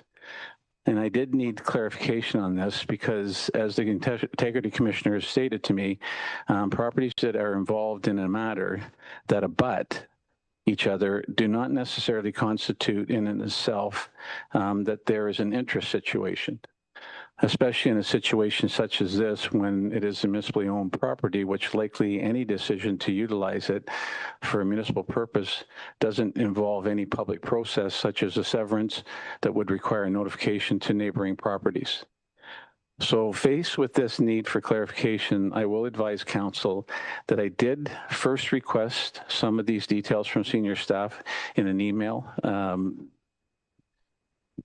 Sorry, Councillor Jeffrey, go ahead. I think that's my job. Yeah, I was going to say. That's okay. Go ahead. Sorry, because he has the gavel. No, he doesn't. He must have given it back because he's now. Are you speaking to a potential conflict you might have on this motion? Actually, I'm dealing with that to determine if I have a conflict. Did you get And- my and email this As I said, I'm acting as chair. And if you just allow me to finish, please. At this point in time, because I haven't declared anything. No, I understand that, but I'm just thinking it might be easier for you if you're not sharing your requests for a response. If That's you all. just allow me to, as I said, I thought it was important to share that I had contacted senior staff on August the 1st. And I was still uncertain from that response. And it was on the same day, and that was very much appreciated.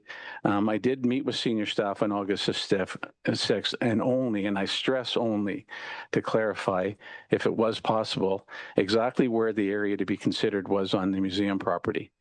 The map I was shown did show the area on the north side, but it included the train trail, which, if there's no consideration to reroute that, then that area being explored would mean that the property doesn't abut.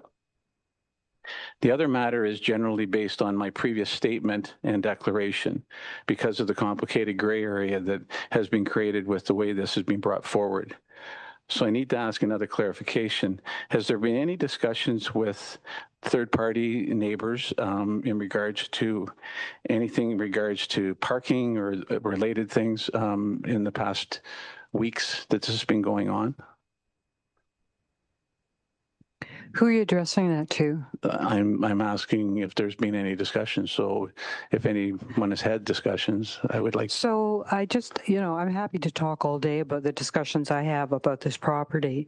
But I did speak to most of council, and if I didn't, including yourself, I sent an email first thing this morning, just saying I intended to amend the motion that's before council, rather than identifying a particular site, asking council to report back on up to 3 potential sites. Yes, Mayor Hamlin, I received your email, but in my conversation with the Integrity Commissioner, I have to deal with the motion that's on the agenda. But we're not, I think the have to deputy deal mayor is, I'm not putting that on Excuse me, the I'm floor. Chair. Well, I'm not putting that on the floor, the one that's on the agenda. Well, you have to because it's on the agenda. Well, I have talked to the clerk, and my intention is to enter an amended motion when I read it. If you had pulled the motion, then I think that would have been appropriate. But since you haven't, so at this point in time, I believe out of the utmost caution, I'm going to turn the chair to Councillor Jeffrey, and I'm going to make a declaration. And I think you would turn the chair to me, if I can just ask the clerk to clarify. Thank you. Sorry, procedurally, I think it has to go to Chair Jeffrey because it's your motion. Well, this isn't my motion. Let's just ask the clerk to weigh in on this. Thank you. Certainly. Thank you, Mayor Hamlin and Deputy Mayor Fryer. If you're just making a declaration about a conflict of interest, the mayor can chair that piece. Whenever the mayor goes to put a motion on the floor, which the motion has been entered on the floor, then the gavel can change. So it sits with the mayor while I make my declaration. So in my opinion, to begin with, it's very important that I first review my June 23rd statement when I confirmed to council, even though the Integrity Commissioner deemed it unnecessary, that I didn't have a right to recuse myself from the June and July Arts and Culture Center decisions.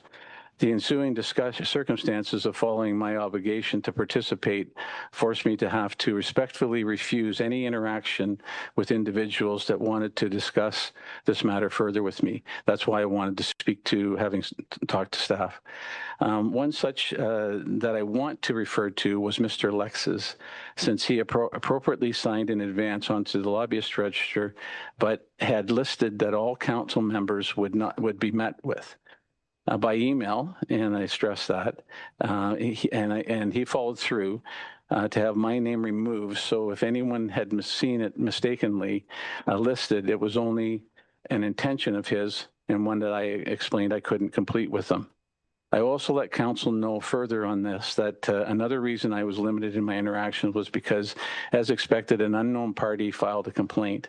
Again, even though the Integrity Commissioner doesn't require it of me, I am letting council know this is as a courtesy, since in ruling against the complaint, the Integrity Commissioner further cited that since there is no conflict, there will be no submission of a public report to council. So it's being disclosed that, or it appears to me that there's been communications and such. So I'm in a situation where I'm going to have to declare a disqualifying interest and demonstrate that I am not currently going to be participating in discussions on this item. And for the clerk's purposes, I'll lodge my my disqualifying interest portion onto the proper spot when I have the opportunity.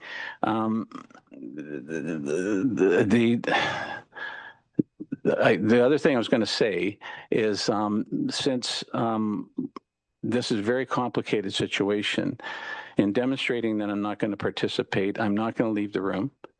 I'm going to turn my chair. I will turn to the wall and stay here because I do really want to hear everything that's said. And a lot of times trying to go back to the video and the recording, sometimes it's not clear.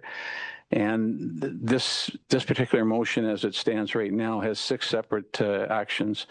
And it appears like there may be other discussions that may allow me to participate. And so at this point in time, as per the Municipal Conflict of Interest Act, I don't have to leave the room. I'm going to, though, demonstrate that I will not be participating in the discussions. Thank you. Thank you. Okay. And I think, yes, go ahead. I think Councillor McCulloch also has a conflict that he's declared earlier in the meeting. All right. Well, I think we have Councillor Jeffrey up to chair. Thank you, Mayor Hamlin. So if you want to read your motion, please. Yes, and I'm going to ask if Clerk Almas could put it up. So it starts as before, whereas. I just want to clarify, Chair. First of all, you're going to put your motion on as it was published, and then you're going to propose an amendment? Well, I thought there's no sense reading the whole one that's been published because everyone has that in front of them. But I would read through. You can, okay, so if I can just, thank you, Clerk Almas, you are awesome. So on the left-hand side is the one I was going to take up council's time by reading, and on the right-hand side is the one that was published in the agenda. So if I can proceed with reading my amended motion. Whereas council has not determined a path forward towards a potential arts center, nor made a decision not to continue, and whereas the community-based strategic plan directs the building of capacity, support and enhance Collingwood's lively arts and culture scene, including potential development of an arts center. Therefore, be it resolved that council directs staff to explore up to 3 properties in town as potential sites for the proposed arts center. And that this exploration of properties include reviewing such things as size, access, utilities, setbacks, and an assessment of the parking needed for patrons and potential options to address it, and that the exploration include opportunities for this arts and culture hub to incorporate expanded community programming spaces, and that the report back include a refinement of cost to get to the next step, which would be a clear decision point for council, and that council authorized the spending of up to $20,000 from the Arts Center Reserve to access consulting services as deemed necessary. And lastly, that council instructs staff to report back in December 2025 on the viability of the sites. Okay, so just to clarify with the clerk, obviously you've assisted the mayor throughout the day. Is that proper procedure to have this substantially changed motion other than what was published without working from the main motion and working to the amendments? Thank you, Acting Chair Jeffrey. We did have a conversation regarding this, and it was my understanding that we can go through procedurally under the Robert's Rules of Order and the normal process. We would put the original on the floor, and then we would delete the highlighted area that's in blue, and we would add the highlighted area in yellow, and then we would change the one is the date. And then we just remove the duplication of refinement of cost and remove the reimagines. We can do them all in individual amendments if that's desirable as the chair. Okay, thank you. So I think what we're saying is that as opposed to reading in the original one, which has been published, what the mayor is proposing is all the amendments all at once. So I will first of all get a seconder for the original motion.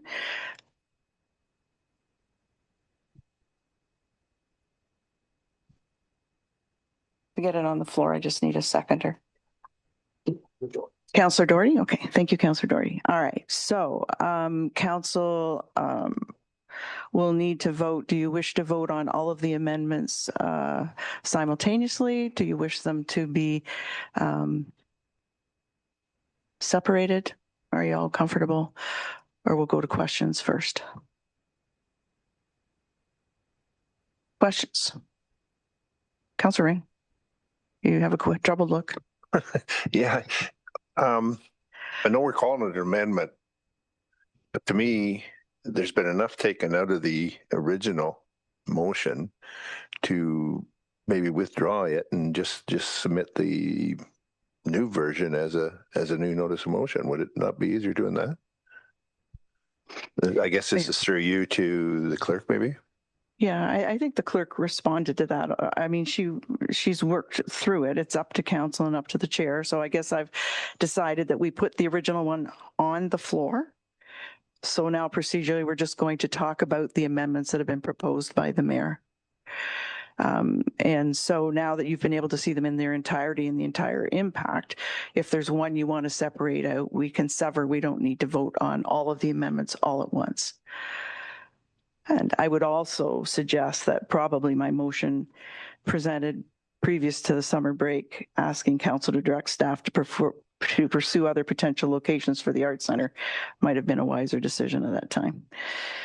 All right.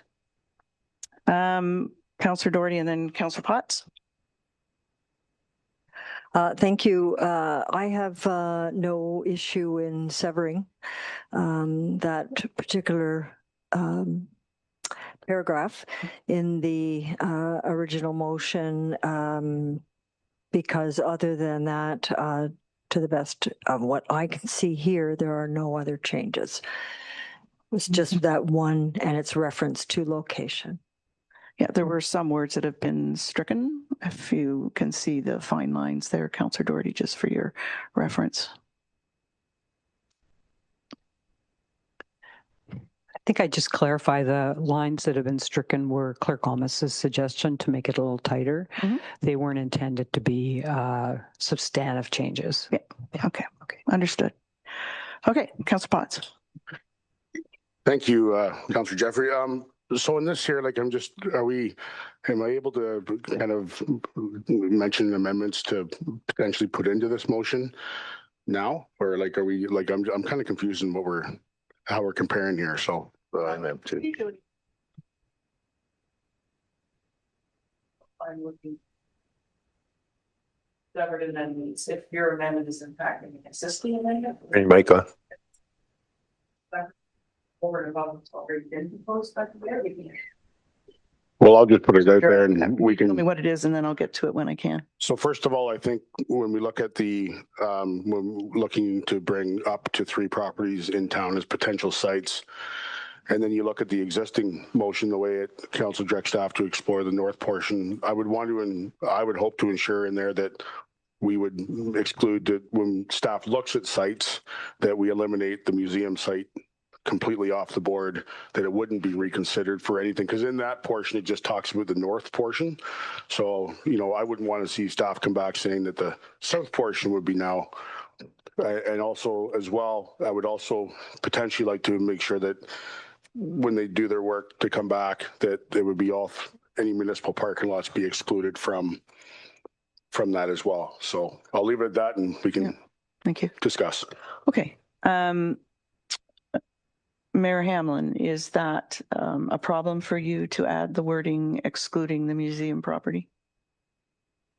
No, I have no problem with that. Okay. Clerk Amos, are you okay with that? All right. Okay. All right. So now after in town as potential sites for the proposed art center, excluding the museum property, will appear in the first resolve.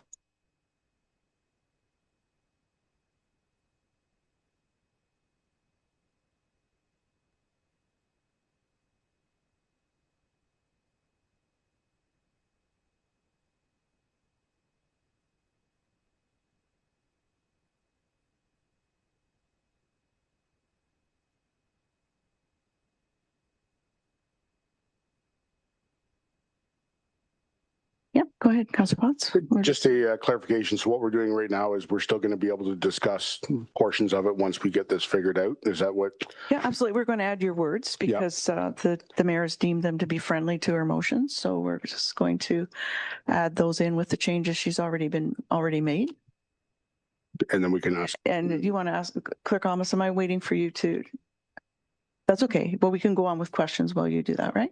Yep, Councillor Potts. So my next question would be if this is the time in regards to the $20,000 from the Art Center Reserve. I'm just curious, like, I'm hoping we don't have to go back to consultants again. What's the 20,000? And like, I would think that this would be kind of included within the staff timing and resources somewhere along the lines to be able to fit that in. I just think we're depleting a fund that from going site to site to site, I just don't see a point of adding an additional 20,000. And I really don't, I'm really not keen on continually going down the road with consultants. So just maybe some clarification might change my mind. Thank you. So I'll ask the CAO to respond or delegate. Thank you. Through the acting chair, I'd like to make a quick comment on that, and then Director Cubitt may have more to add. I do think that the funding is required, not because I'd like to spend it lightly. There is a few items in this motion that talk about being really clear on the next steps, which we might need some expertise for. And there's a possibility we may need to engage our realtor, just in looking at potential sites that could be available in town. So I think that some funding, hopefully not up to 20,000, but we wanted to make it a figure that we wouldn't have to come back to council and get a high quality results for you.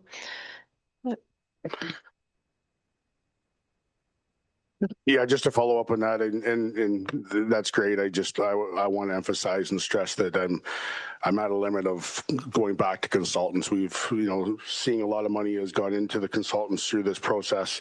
And again, if it's for a realtor or if it's for specific, we spend a lot of money to get to where we still don't know where we are. So I think that I'll support it, but I hope that it's put to good use and that we can get some good information back. Thanks. Councillor Baines. Thank you, Vice Chair. Yes, Jeffrey, Acting Chair Jeffrey. Yes, I think it's $20,000 well spent, and I'd be delighted if it can be done for that amount. So I support this fully. Thank you. All right, thank you. So far, no one needs anything severed out to vote on. Councillor Doherty. Thank you. No, I'm not requesting anything to be severed out based on the discussion so far. I can't resist the temptation to express some frustration that we are now going back to where we were in 2021 on this. And just to, remind council that no matter where we go, there will always be NIMBYs. And so we need to make the best decision for the community. And hopefully through this time, we will find a good place. All right. I'm going to wait. Do you want to Okay, Councillor Potts, then Councillor Ring. No.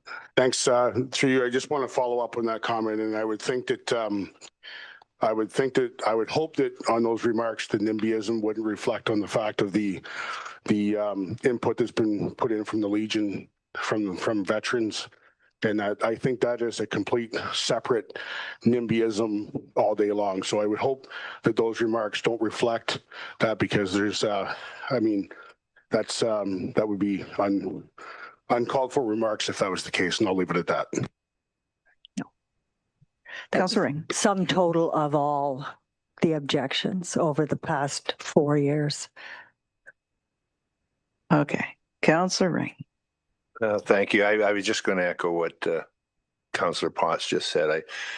And through the past months dealing with affordable housing, how passionate I am about NIMBYism, because I've made my decision lots of times on that very subject, but I don't consider maybe Councillor Doherty has some reason to say in other situations at this point.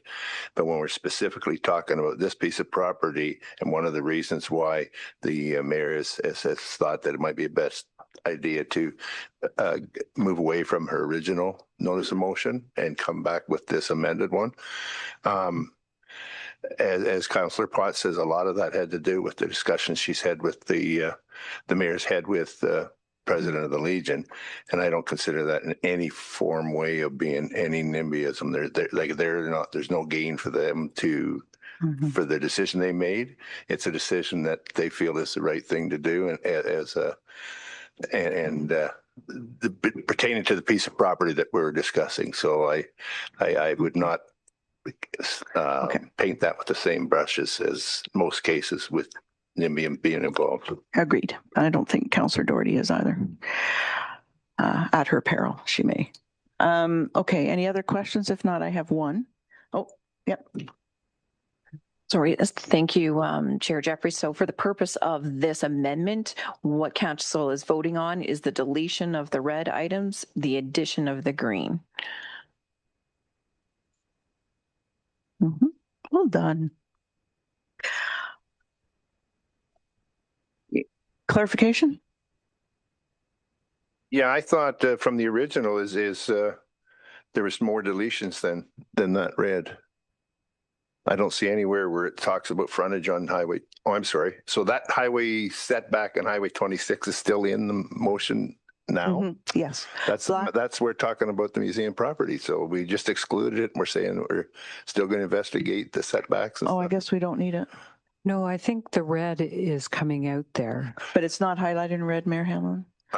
And that this exploration of the property include reviewing such things as size. So that whole operative clause needs to come out as part of your amendment.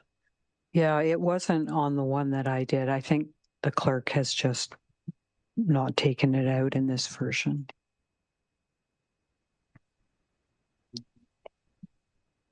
I think the whole thing can come out. Thank you. I did realize that it wasn't in your motion today, but it's back in here now. And I just wanted to, before we take a vote on it, I would like to get it out of there, please. No, good point. So I think that with respect, it should read in that this exploration of properties. Yes, she read my mind. Good job. All right. So I guess my one big question, if no one else has any further questions, is there's a pretty big assumption here that we're proceeding with a 600-seat theater. And I think some of the proposals we've seen from businesses and persons with other ideas might be for something smaller. So nowhere in here is it contemplated that we go to the financial modeling to see what we can afford and cannot afford based on variances of what may or may not be fundraised within the model. So I have a concern proceeding with a 600-seat vision in this if we aren't going to solidify how much we can truly afford with our other priorities. So maybe ask Mayor Hamlin to give me her thoughts on that. Yeah, the number of seats was discussed numerous times with the various consultants and with the steering committee of the arts community that met numerous times over the time allotted. And it always came back to 600 seats.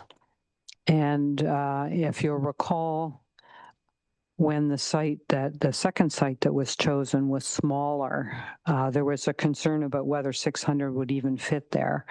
And the architects got to work and came up with what I call a hybrid solution, which allows it to be a flex space. So if someone has 300 seats that they would like to take advantage of for their own performance or training session or conference or whatever, the space can easily be made into that 300 seat. But I think what I heard numerous times is that a 600 seat facility will be unique in the region of South Georgian Bay. All of the other theaters are more in the 300 seat range, and you can't attract certain things if you don't have 600 seats. Like you won't get certain conferences, I'll say. Some musicians won't come if there's not 600 seats because it isn't financially viable for them for what they need to bring their gear and their crew and everything up. It's not viable. And the same thing for performing arts. So for the entertainment side, I'll just say it seemed that this would be a necessity and distinguish us from those we might be competing with in Meaford or Bidland or wherever. So I hadn't seen that as something that we need to, tinker with again. I don't think this has come up as something that council, has any expertise to think about. If you want to send it back to the steering committee, that would be an interesting proposal, but that's my answer anyway. Okay, thank you for that. I have heard some concerns. I know some patrons who've been in Stratford and are noticing their theaters are not at full capacity. So a little bit worried about our financial wherewithal going forward to carry a 600 seat facility municipally. So all right. So with that, there's no other questions. I might try to do an amendment to at least have. I thought I might just say a few words. No, you last after I. You could, I you thought could you go had last. finished. No. You can be last for sure. You'll have that opportunity. I would like to try one more time for an amendment to. I guess first my question would be to Treasurer Graham. Is there anything? Through myself, is there anything, Treasurer Graham, that would preclude us from putting this into the financial model for consideration against our other priorities? If you could just help me out with that, please. Great, thank you. In our long-term strat financial plan, we are incorporating all of the different master plans and the associated costs with them. There's nothing that would preclude including this as well. Our consultants are aware of the two big projects that council are deliberating over. So I think it will come out when we meet in October. Okay, so what I'm hearing you say is I don't need an amendment to this to allow us that opportunity to be fiscally responsible. Okay. I would agree with that. Thank you for that. All right, Mayor Hamlin, you're up last. Okay, thank you. I know our council individually as members has been spoken words of wanting to be able to proceed with an arts center in our community. I brought this motion, I amended this motion in hopes that we could get to that happy place of finding a site. And I know this is such a difficult thing because lots of people don't want change beside them. And I thought the best experts to be looking at what are potential properties are our expert staff. They know our town very well. They know what's needed for this kind of property. And rather than us, and as I tried to do individually, bringing a property forward, I thought it just made sense. Let's ask staff, come back with up to 3 properties. Council obviously wants input into where this goes, and I am just desperately hoping that of the sites they bring forward, we're able to have a meeting of minds on them. So this is just to move this along, keep it moving as we make our way through the process. Thank you. Okay, so with that, I would like a couple severed out here. So I think we'll just go through with the first resolved. Therefore, be it resolved that council directs staff to explore up to 3 properties in the town as potential sites for the proposed art center, excluding the museum property, 45 St. Paul Street.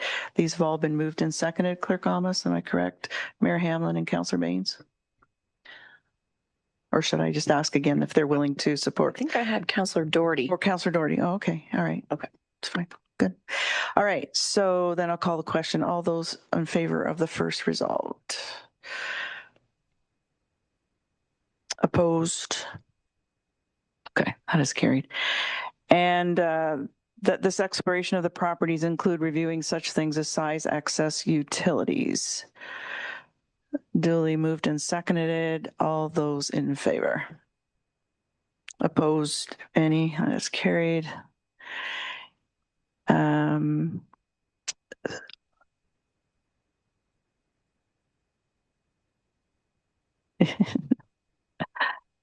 that this, also including and an assessment of the parking needed for patrons and potential options to address it. Sorry. Do you want to revote? That was included in that last one. Okay. Do you have a question before I call for the vote on that one? Okay. All those in favor? All right. No one opposed, and that is carried. So the next, and that the exploration include opportunities for this arts and culture hub to incorporate expanded community programming spaces. Is this the one you wish to speak to, Councillor Ring? No, sorry, Chair Jeffrey. I'm not having a hard time with the notice of motion that's before us. I'm having a hard time at proving the whole thing other than something else, and I'll maybe bring that up when we have the final vote. I'm with you. I'm having a hard time too. I think we've been pigeonholed in terms of what we're doing here, but procedurally, there's nothing I can do. We're having to vote in favor of something we don't maybe support because it's financially onerous. I mean, you may have other reasons, but Clerk Almas wants to address this. Sorry, and just for clarification, we're just voting on the deletions and the additions at this point, not the full paragraph. At the end, when we vote on the whole thing as amended, you can express your displeasure.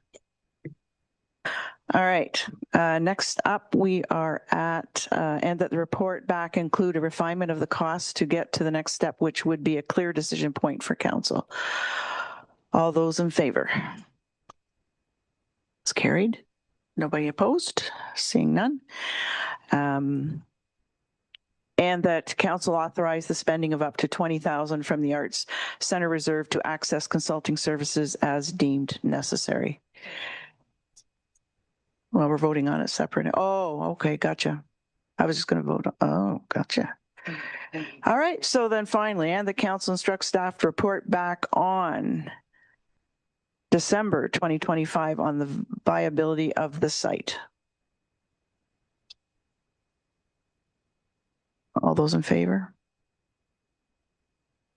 All right, so all those amendments are now included as the clerk has so clearly stated here for us. Now we're going to vote on the whole thing as amended.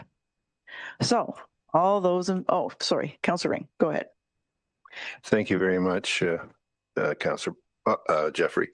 As I mentioned kind of just a few minutes ago, I like this motion a lot more than what was originally there, and I think as far as the motion goes for the Arts Center, it's probably, other than like you mentioned, trying to it's as good as we've got right now. If we want to move forward, I'm still having a problem supporting it only because I'm still got the thing with the prioritizing our needs. And I brought this up more than once. And is this going to put back multi-use recreation facility another 6 months to a year if we keep pushing? And we don't seem to have any discussions going on with it. I mean, like I said before, we've been a year and a half. We don't even know if we're going to do it by ourselves or with the Town of the Blue Mountains. And I think that we need a multi-use recreation facility before we finalize anything else. That's my opinion. But I will support this today, but I just want to know that there's going to be a time to come that we got to prioritize. I'm not saying this isn't a good thing to have, but I don't think it's the priority. I think the priority is the multi-use before an arts and entertainment center. So I just thought I'd throw that in there. Okay. Others? You want to go last? Oh, yeah, sorry. Councillor Baines. I'm in support of this as it's presently worded because so much work has been done for so long by so many to get us to this point. The wine has been watered down in many ways, but nevertheless, and I think in response to Councillor Ring's concern, I understand it about the status, if you will, of the MRF, but this project has a constituency and so many in the arts community and the philanthropic community that are willing to support this. That will come, I'm sure, with the MRF as well in due time, but this is here now before us, and I'm fully in support of boosting our town by embracing, if you will, this project. So I support it. Thank you. Others? Councillor Potts, you wishing? Yeah, I'll just, thanks, Councillor Jeffrey. Just to kind of piggyback off Councillor Ring's comments, it is perceived in the community, and I know that an arts center is something that would be very well used, and I will support this here. But I think if you look at kind of the way the perceiving of the public and the trends has been, that it just seems that there has been a delay through the multi-use, and the longer that this gets delayed, the longer it's delayed. So I'm hoping that there is a common ground that we can get to, that we can get discussions going, because I've said from day one that I really ultimately don't want to make a final decision until I see both in front of me. So, and I will remain with that. So in my opinion, it doesn't matter how much effort and work we put into the Arts Center as far as a final decision, until I see both. That'll be my I won't entertain one without the other. So, and I'll make that on the public record now. So I do understand what he's trying to get across, and certainly support that. So thanks. Anyone else? Councillor Doherty. Thank you. Councillor Baines stated much of my sentiments way more eloquently than I ever could have. But I will add that I do not see this as being an either or. And, you know, continually, I think we're allowing the public to believe that it's an either or. It isn't. This is an initiative for our community that has a constituency. So does the MRF. The MRF is in process. We're expecting to hear further about the MRF in weeks, as I understand it. And in addition, our final decision will be based on final cost of this versus the MRF. So, you know, let's not kill it right now. Let's be bold, move forward on this. I don't think I've heard anybody saying they're not moving forward. They're expressing some concerns. So I think they are being as bold as you're going to get them so far. Councillor Ring, really quickly, because then I'm going to have a comment. Okay, really quickly. That's basically what I was. Because we're in council and not committee. So, and then we're going to go to the mayor. Point of order, I don't think that you are meant to respond back to the individual comments. around the table as we prepare for a vote. I've seen you take liberties yourself, Councillor Doherty, so I'm just taking one. Councillor Ring, really quickly. It will be very quick. I just want to echo again, Councillor Potts. We're still going to have a final vote one way or the other. And I'll save my actual support or non-support at that time. And I think the records show that I don't know where me personally have ever said it's an either or. I use the word prioritize, and that's a big difference. It's the order you do something, not either you get this or you don't get that. So I just want that to be known. I just feel that priorities may be a little bit different than maybe other people around this table. All right. Sounds good. I guess for me, the importance of this is we are excluding the museum property and addressing the Legion's concerns. That's why this is getting my vote in part. Not really keen on the $20,000, but I like a $20,000 off ramp as opposed to a $500,000 off ramp. And so I think I'm okay with that for now.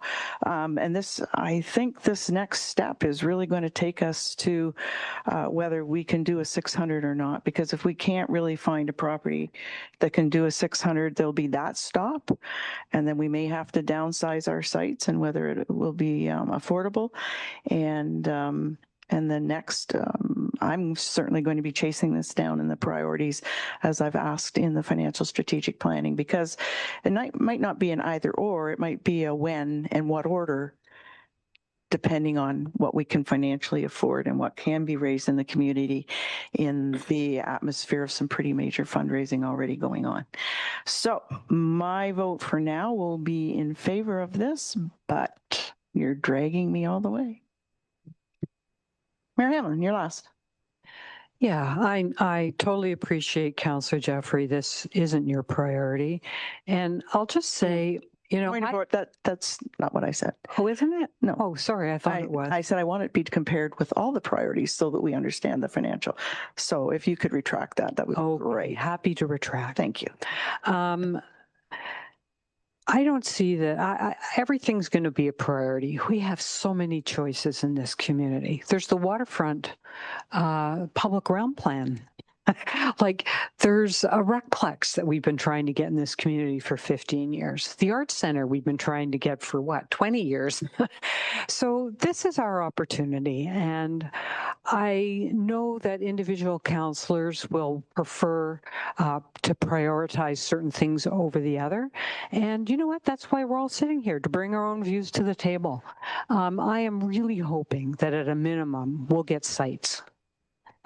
And the difference that I see from the Arts Center and the Recplex is the Arts Center, we have made it really clear we're expecting a lot of private fundraising. And that will drive very much what council is going to do. So they're a bit on different paths. But I think before we write any checks, we're going to know what we're doing and in what order. So be assured, no one's going to be suggesting we borrow every penny we're allowed to under the Municipal Act to go crazy in our community. That is not my intention. My intention is to make sure we have some good community assets that our community deserves in as timely a fashion as we can. Thank you.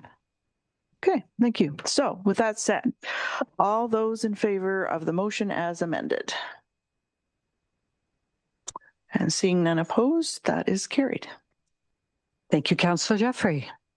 I'd like to say thank you, but hey. Speak, Chair. Yes, go ahead. I pass it. Oh. Yes. I think the vote's been concluded, and I realized have I the didn't- chair now. I realized I wasn't clear with what I said as the reason why I was taking a disqualifying interest. So I thought I should be clear of that to the clerk. Mm-hmm. And to the public, I guess. The mayor's going to chair this part. And that's fine. Yeah. If you want to switch it over, that's fine. First, as I already said, it has nothing to do with anything previous. The property under consideration may or may not abut a sibling's property. And there may or may not have been discussions with the siblings, and with a complaint already filed and having to be dismissed, I'm going to be very cautious. So that's to be clear about that. But I also will take the opportunity to say I'm disappointed in the process.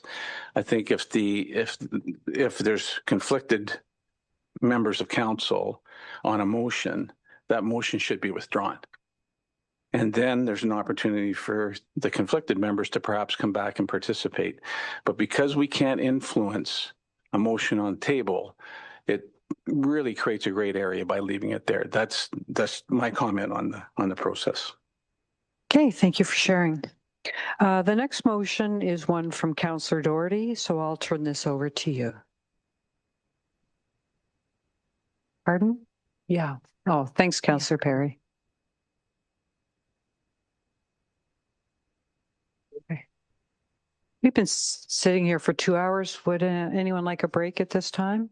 Yeah, okay. We'll just take a 10-minute break. Thank you. Just.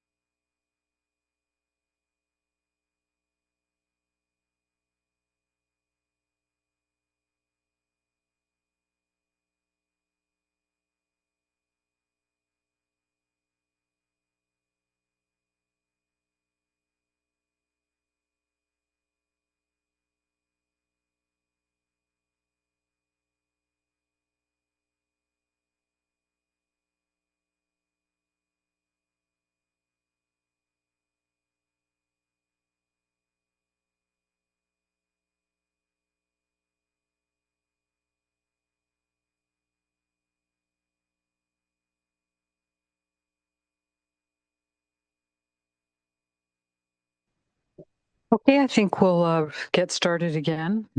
We're at item number 14.2, and I'll turn this over to Councillor Doherty. Thank you, Mayor. This motion has its origins in our last discussion of the Gateway project and the proposal for some drive-through restaurants to be situated there.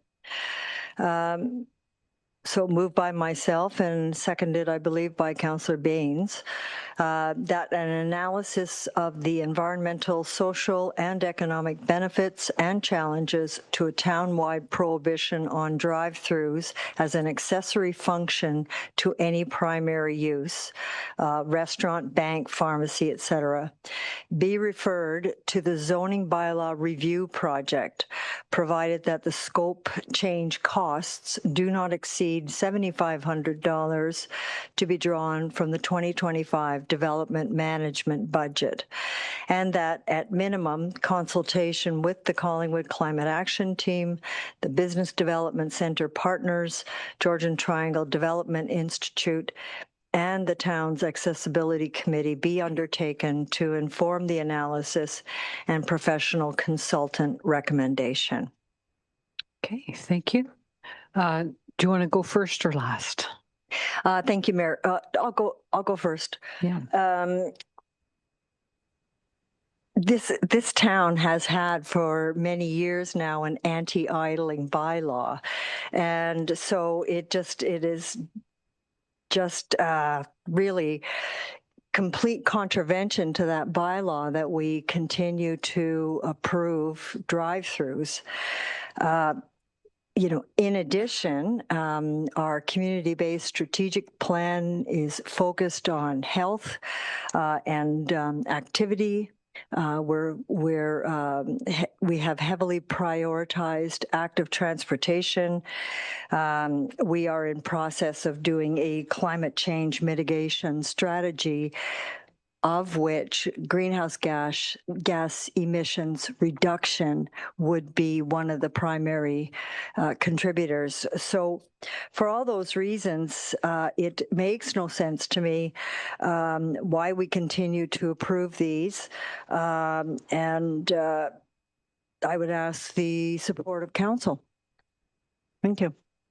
Okay, thank you. Would anyone else like to speak to it? Councillor Potts. Thanks, Mayor Hamlin. I'm going to ask if we can get the Coles Note version of really what we're trying to accomplish here. I'm just trying to see, is this for any drive-throughs moving forward? Is it specific to, it was referenced to the Gateway? Like, what are we trying to achieve really at the end? Is it putting a stop to any new builds when it comes to facilities with drive-throughs? If I can just get some clarification on that, please. Thank you. That would be my intention with this motion. I'm just asking if there's any staff that maybe want to kind of jump in as well to see if there's any potential. I'm just trying to how this works. I mean, any information, but if that's all that we can get, that I won't support it. Thanks. So would you like to ask your question of Director Valentine? Yes, if I could. If I didn't, in this case here, yes, Director Valentine, if we could get just what this will accomplish, if there's, if this is actually gonna, how it all works. I'm just trying to wrap my head around how this works. Thanks. Okay, thank you. Director Valentine, are you online? I am, and thank you, Chair. I can respond from the staff perspective. In terms of an individual application that's already in flight, it would be quite difficult to, at this point in time, influence the permitted uses or accessory uses on the property. So for example, the Gateway Center. Nonetheless, my understanding is that that application was a bit of a springboard in Councillor Doherty's thinking as to whether it would continue to be appropriate to allow drive-throughs in any capacity townwide. So the intent would be a general review of what other communities have done in this regard, whether they've been successful or have seen challenges, as well as that jurisdictional component, there would also be consultation with a number of groups who could be impacted by this decision. And the recommendations would be for incorporation into our new zoning bylaw, whether that's a townwide prohibition or some other recommendation from the consultant.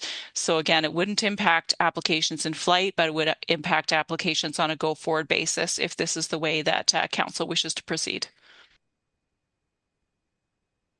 Thanks. No more follow-up. Thank you, Councillor Baines. Ray was ahead of me. Oh, go ahead, Councillor Perry. Well, thank you, Councillor Baines. Just to touch on what Councillor Potts had, I have a concern. Well, I did have a question regarding the gateway, but that's been answered. My concern is this going to preclude any businesses from setting up in town in the future? I'm really concerned about that. And the other thing is, it's more a comment than anything, is as we move to electric cars down the road, probably not in our lifetime, they'll all be electric, but it will happen at some point. Does it get revisited by future councils to bring back drive-throughs? As there is no idling with an electric car. Would you like to respond to that? Well, I wish I had a crystal ball as to when we would all be driving electric cars. As I have proposed to council that we look at the bylaw that we now have in place, so future councils would have the same option to do that. You know, there's another item that I didn't mention in my opening remarks, and that was the degree to which drive-throughs can, from time to time, cause, fairly significant traffic problems. And we have already seen this happen on First Street a number of times with some of the businesses and drive-throughs in that area. Thank you. Do you have any follow-up?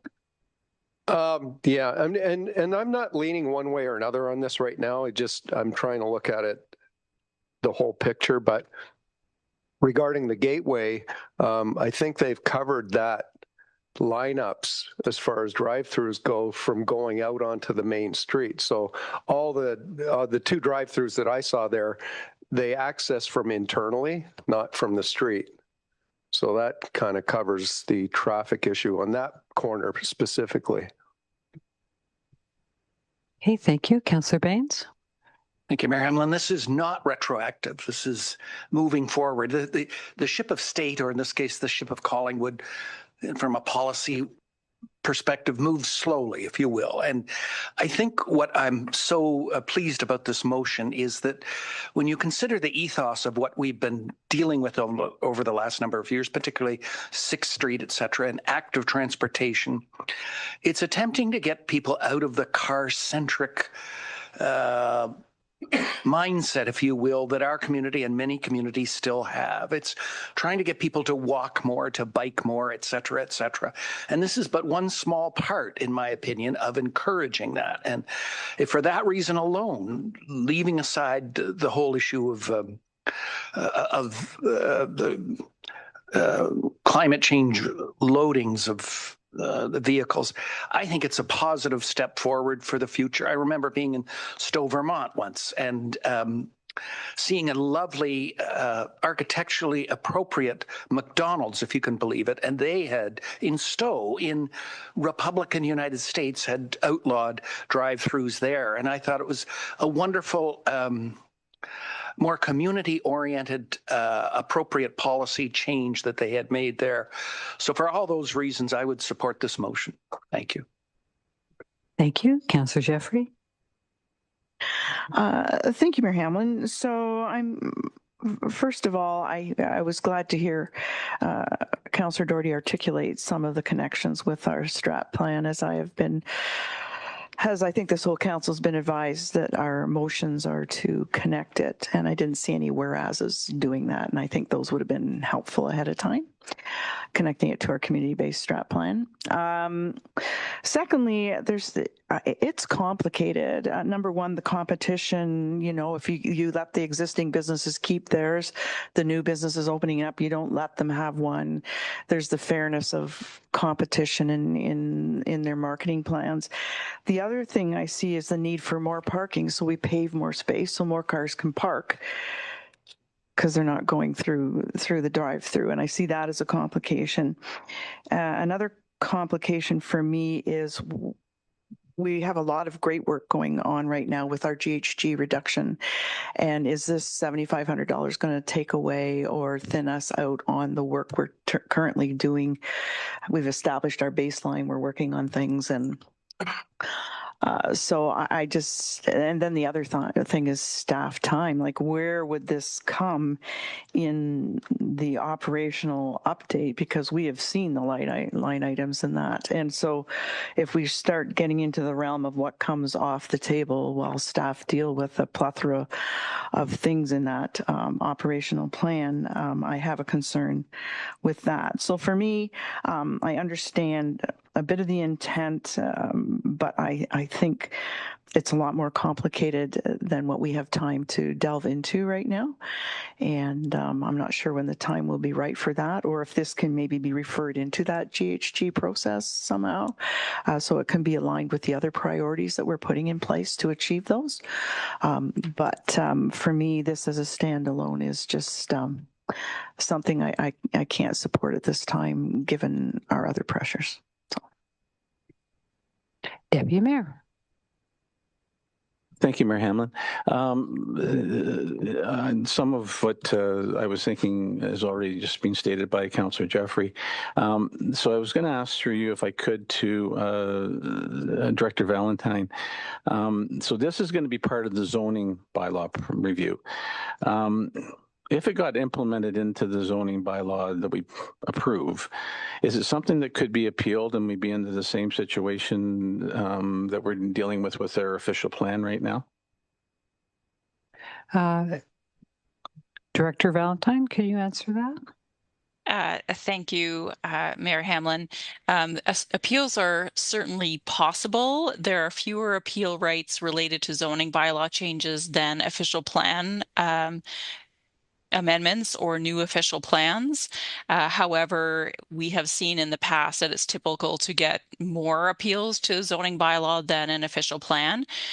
So it's difficult to project in a crystal ball at this point in time, but yes, it is possible to receive appeals on this type of topic. And certainly part of the resolution does indicate some relatively deep consultation with the stakeholders impacted so that we can understand their perspectives before council ultimately makes a decision. And I would note that the resolution is also set up to look at both the potential challenges as well as benefits of this type of prohibition. So for other council members who have mentioned the impacts on businesses and competitiveness, et cetera, those would be reviewed as part of the work that is encompassed by the resolution. A follow-up, if I may, Yeah, Mayor Hamlin, again to Director Valentine. So it appears to me like it would be a fair bit of work to do this, and just be your opinion, would it delay when we'll get the zoning bylaw for consideration? Go ahead. Thank you. And through you, Chair, that's a difficult question, mainly because the zoning bylaw review is already significantly delayed because of this outstanding appeals to the official plan.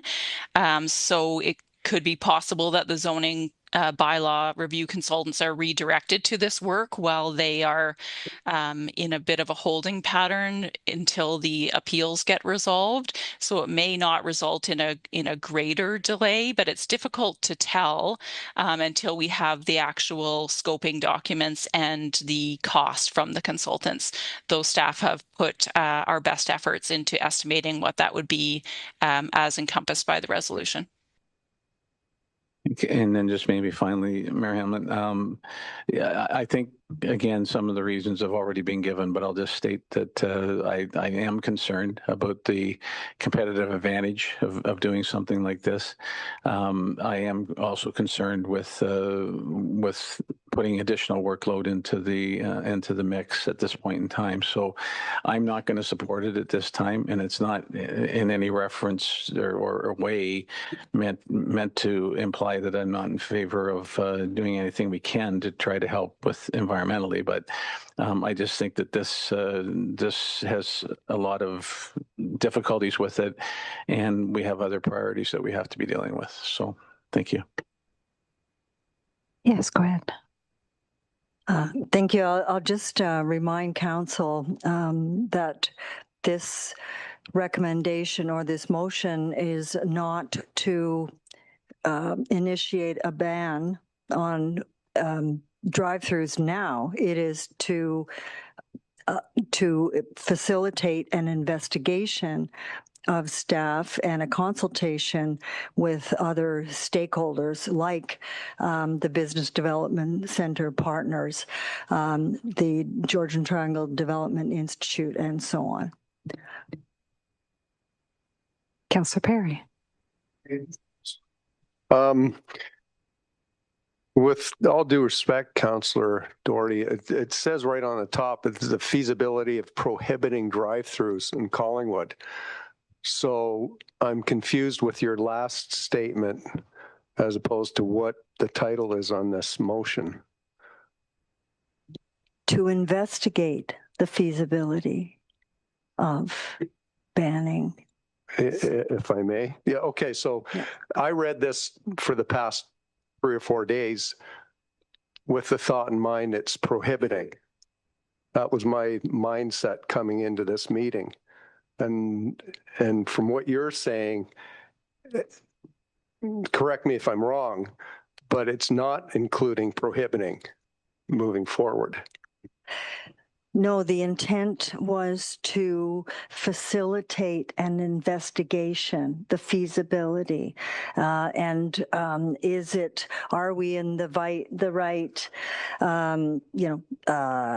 development, environmental or social space right now that we could implement such change to our bylaw, and maybe it is not possible.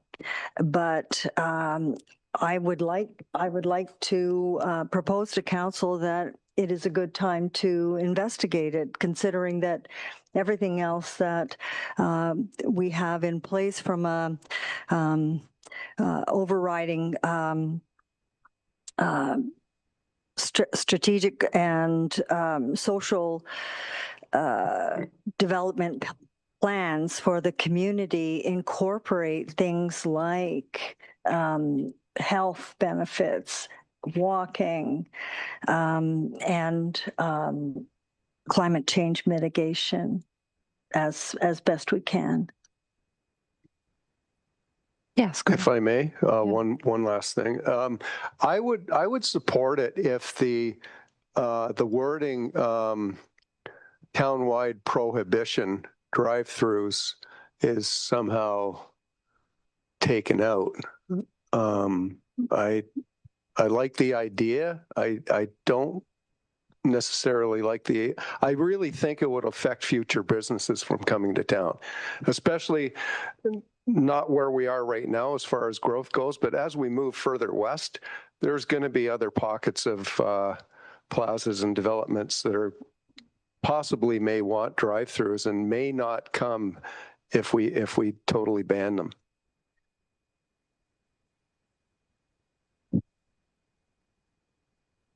So I'd offer up a couple of remarks. One thing I have noticed is some communities, I think as they become more urban, they put some guardrails around where drive-throughs should be, because they're not always perfect in every location. They're not perfect usually if they're you know, where you're lining up is right beside residential homes, right?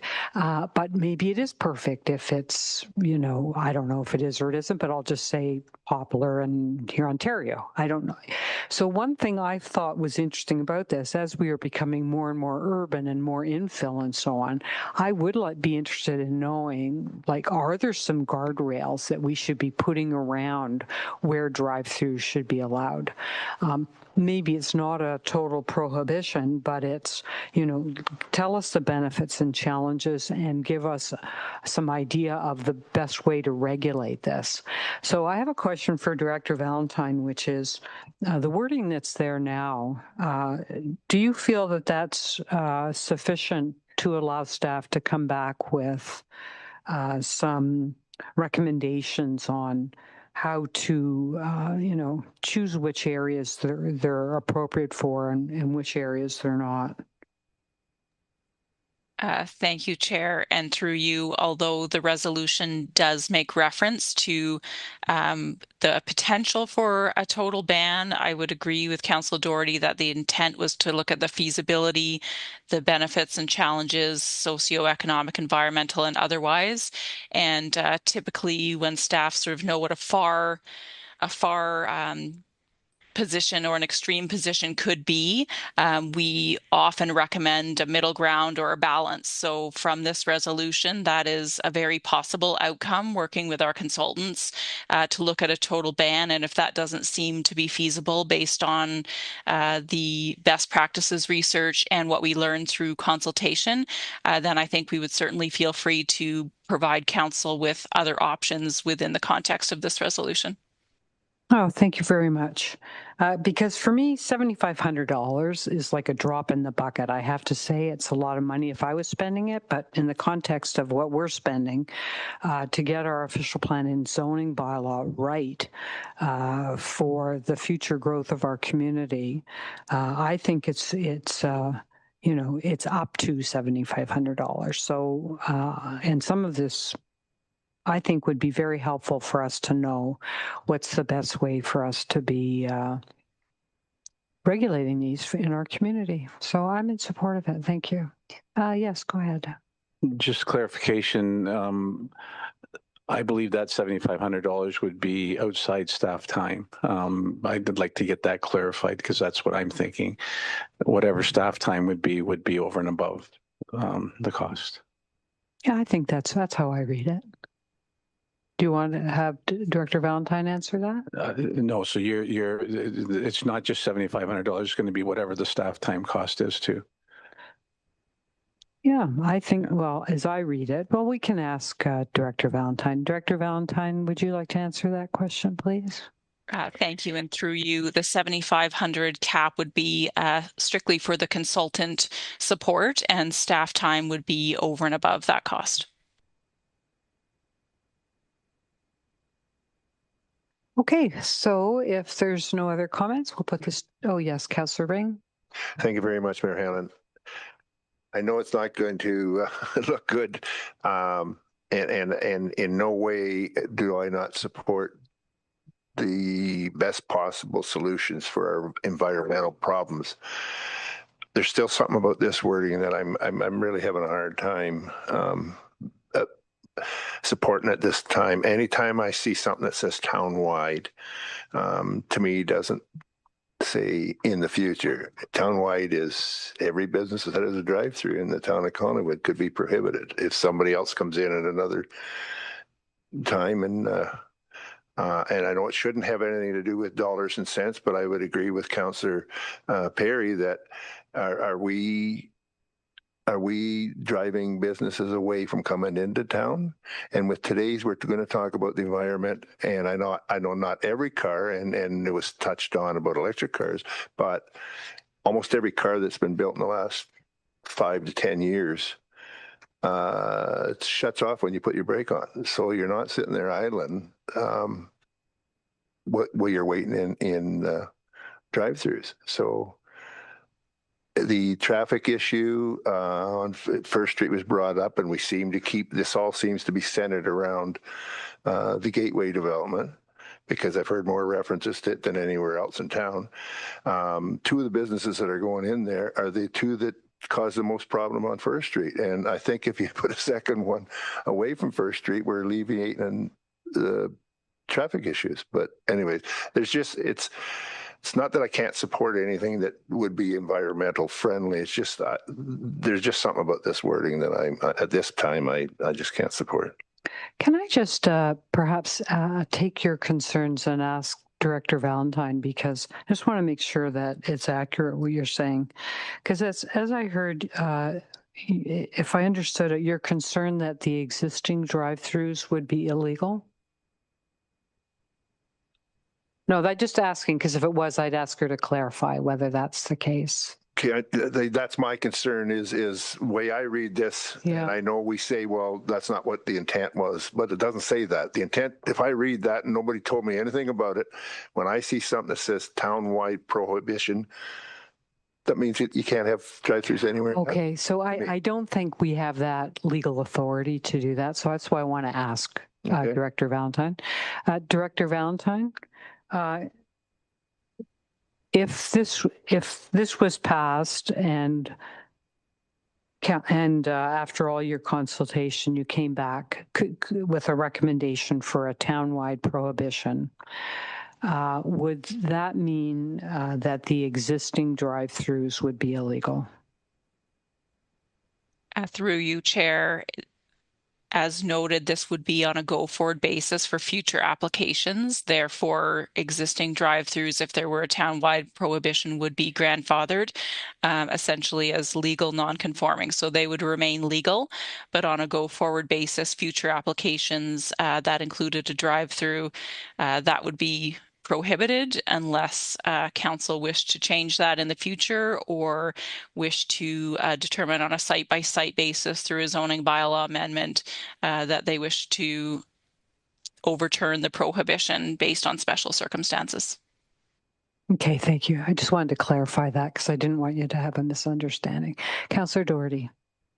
I'm going to bring this to a close soon and a vote. Yeah. Thank you. And I just want to offer the assurance to my colleagues that this is just the key words here are analysis of and be referred to zoning bylaw review. There's no decision being recommended through this motion as I have intended it.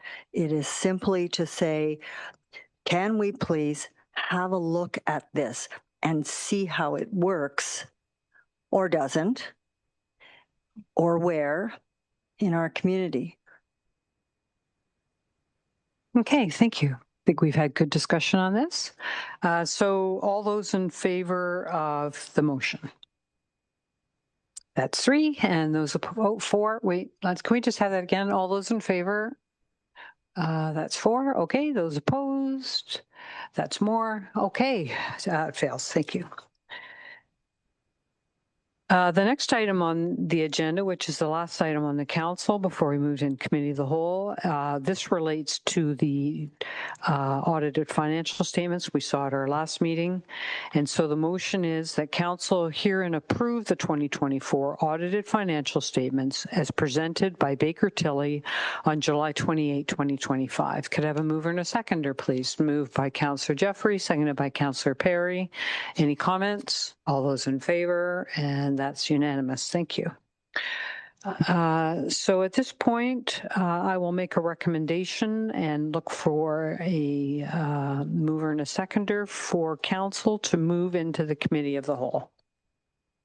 Councillor Perry, seconded by Councillor Ring. Any comments? All those in favor? And that's unanimous. Thank you. So we will just take a few moments break while myself and Councillor Perry switch chairs. Thank you.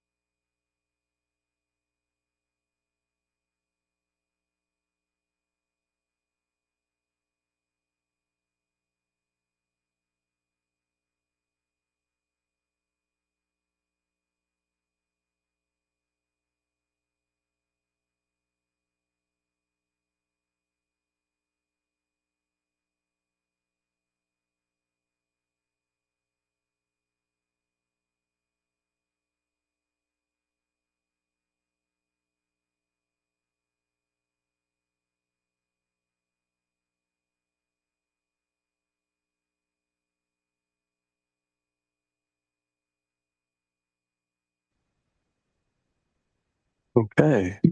Welcome, everyone, to the September 3rd, 2025 Committee of the Whole. I will get right to item 15.2, staff reports. So item 15.2.1, T 2025-14, quarter two financial update. I'd like to welcome Director Graham. Thank you, Chair Perry, and I'm delighted to welcome Manager Weaver to the podium. Manager Weaver will be presenting our quarterly financial update. This is for Q2 ending June 30th. And we look at the operating, capital, investment, salaries and benefits, and grant updates for the quarter. Thank you.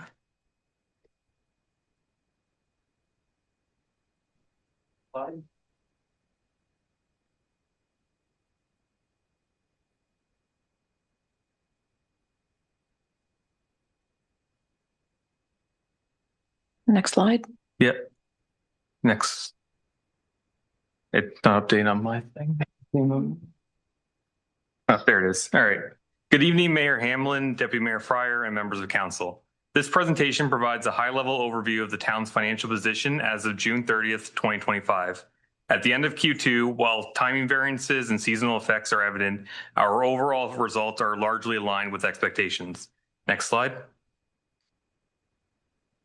At the midpoint of the year, we would expect operating revenues and expenditures to be at 50% of the budget.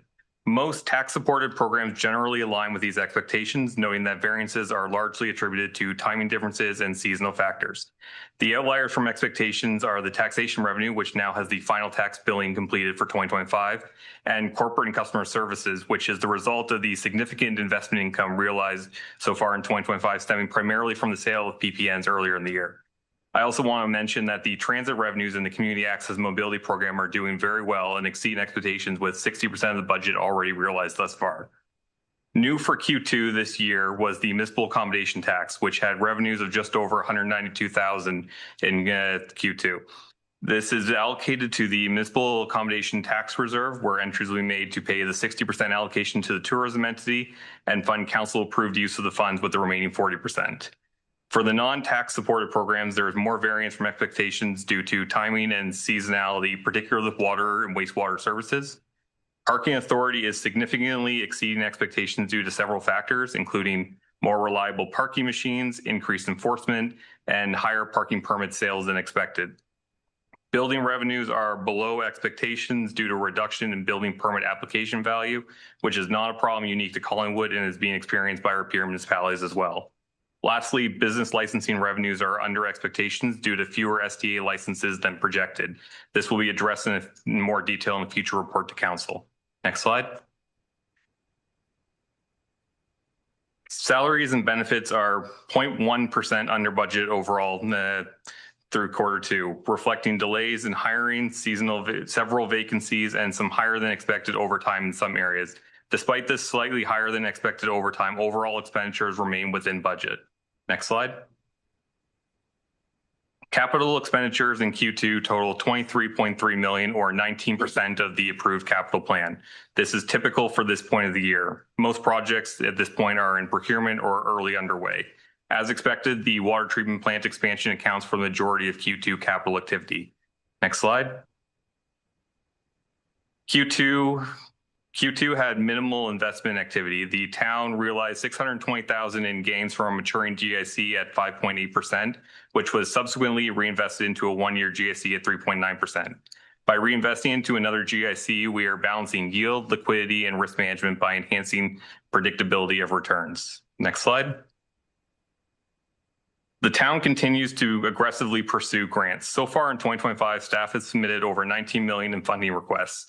While only $128,000 has been confirmed to date, we are actively managing over $83 million in previously secured grants. One prior application was not approved in Q2, but we remain focused on aligning applications with strategic priorities. Next slide. In closing, our Q2 financials show that we are generally on track with expectations at this point of the year. We will continue to monitor trends, review areas of concern, and prepare another report once Q3 has passed. Thank you. I'm happy to take any questions. Thank you very much, Treasurer Weber and Director Graham. I will ask the clerk if there's anyone online. It looks like the gallery is empty. Okay, thank you very much. So I will read in the recommendation that staff report 2025-14 quarter 2 financial update be received. Can I have a mover? Councillor Baines. Seconded, Councillor Doherty, I apologize. I'll open the floor to questions. Councillor Potts. Thanks, Chair Perry. I just a question when it talks about the transit revenues, and obviously I'm interested to see, do we know with the revenues, is that based on like, because of the extension of hours, we're getting more ridership, so revenues coming in, or is there, I mean, is there any, at this point, is there any breakdown on that, or is it something that we can maybe get back in the future? I know that I had requested or asked at one point to see how that was doing, but looking at the revenues, maybe it's a factor. So anybody that could maybe assist with that? Treasurer Graham. Thank you, Chair Perry. For our purposes for this report, we do not have that breakdown for you, but I'd be happy to take that away and work with Transit Coordinator Falcon to get that information for you and report back. Yeah, just to follow, that's great. I mean, to see that there's revenues are up for transit, I think it's a good story all around. So if we get that information, certainly, but not, doesn't have to be right away. So thanks. And, Deputy Mayor Fryer. Thank you, Chair Perry, and thank you, Manager Weaver, for the presentation.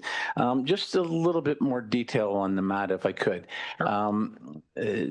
We implemented on March the 31st. The first MAT payments were for April, but I believe, yes, implemented March 31st.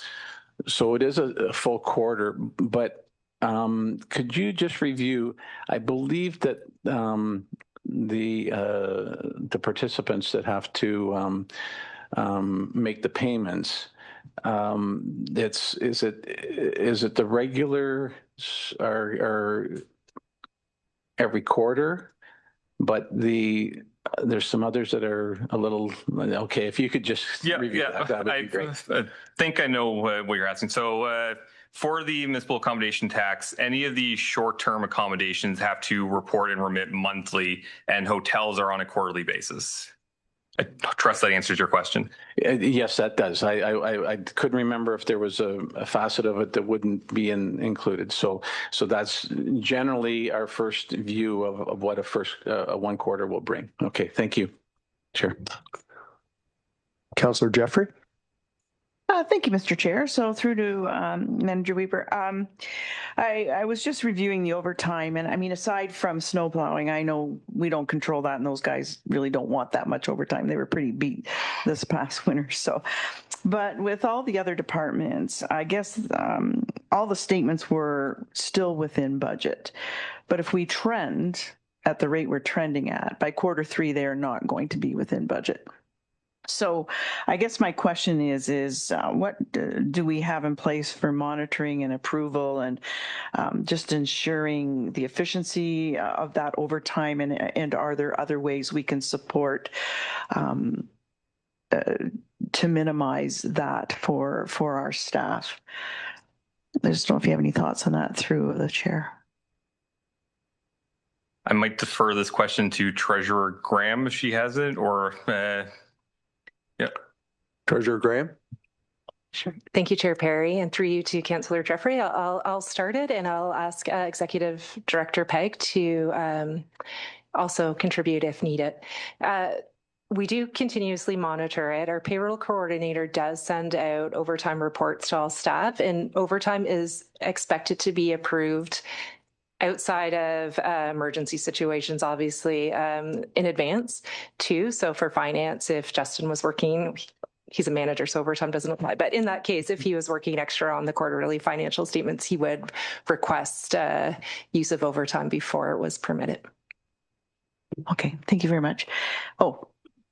Follow up. Oh, ED Pegg. Thank you, Chair. I'll just add to what Treasurer Graham had just noted. So we do have policies in place for non-union staff that require pre-approval and tracking of overtime. And for our unionized employees, there are parameters within the collective agreements for overtime approvals and the process that's required to be followed prior to beginning overtime work, unless it's in a case, as Treasurer Graham noted, that's an emergency situation. For management employees, overtime, paid overtime, requires the approval of the CAO. So we can arbitrarily work overtime as management staff and code that accordingly for payment. Thank you. Follow up? I have another item. Okay. Councillor Potts? Yeah, thanks, Chair. This is on this. So if we, and again, I'm just asking if we have any departments in the town that maybe their departmental hours are 6 a.m. to 2 p.m., let's say, but regular business hours to the public are 8 to 4, and there's a requirement, like how do we, when it comes to like obviously if staffing would be required on their staffing would be overtime, but it would still be within the business hours, if you kind of get where I'm going on this. So like let's just say we have a department that's, you know, everybody's, their end of day is 2 p.m. That's it. But Mrs. Smith has a problem at 3 o'clock. Staff have to be brought in. Is there a way to monitor that to see if there's to ensure that, you know, the everyday the business hours of the regular would be the business hours to the public, but staff are being brought in on overtime? Is there? I'm just kind of, is that if it's being monitored that way? Thanks. Edie Pegg. Thank you, Chair. Great question. It's certainly one of the benefits of having our Service Collingwood approach. So if we do have residents that have concerns regarding, I don't know, whether it's roads, parks, et cetera, and those concerns are funneled through Service Collingwood, we are able to pull those statistics and see what areas of concern they are, and subsequently what impacts that would have on staff call-ins or overtime. So we'll use Public Works for an example. If there was a situation that required a callback of Public Works employees, that would be tracked and monitored through Service Collingwood and also through Public Works budget. That being said, if there was an incident that wasn't an emergency, we certainly don't look for reasons to call staff back after hours, whether their working day is condensed or not. So we would manage it accordingly unless it was an emergency situation that required a call back. But we do track it through Service Collingwood. Yeah, no, that's great. I think I just, because to the public, the working day would be until 4:30, however that works.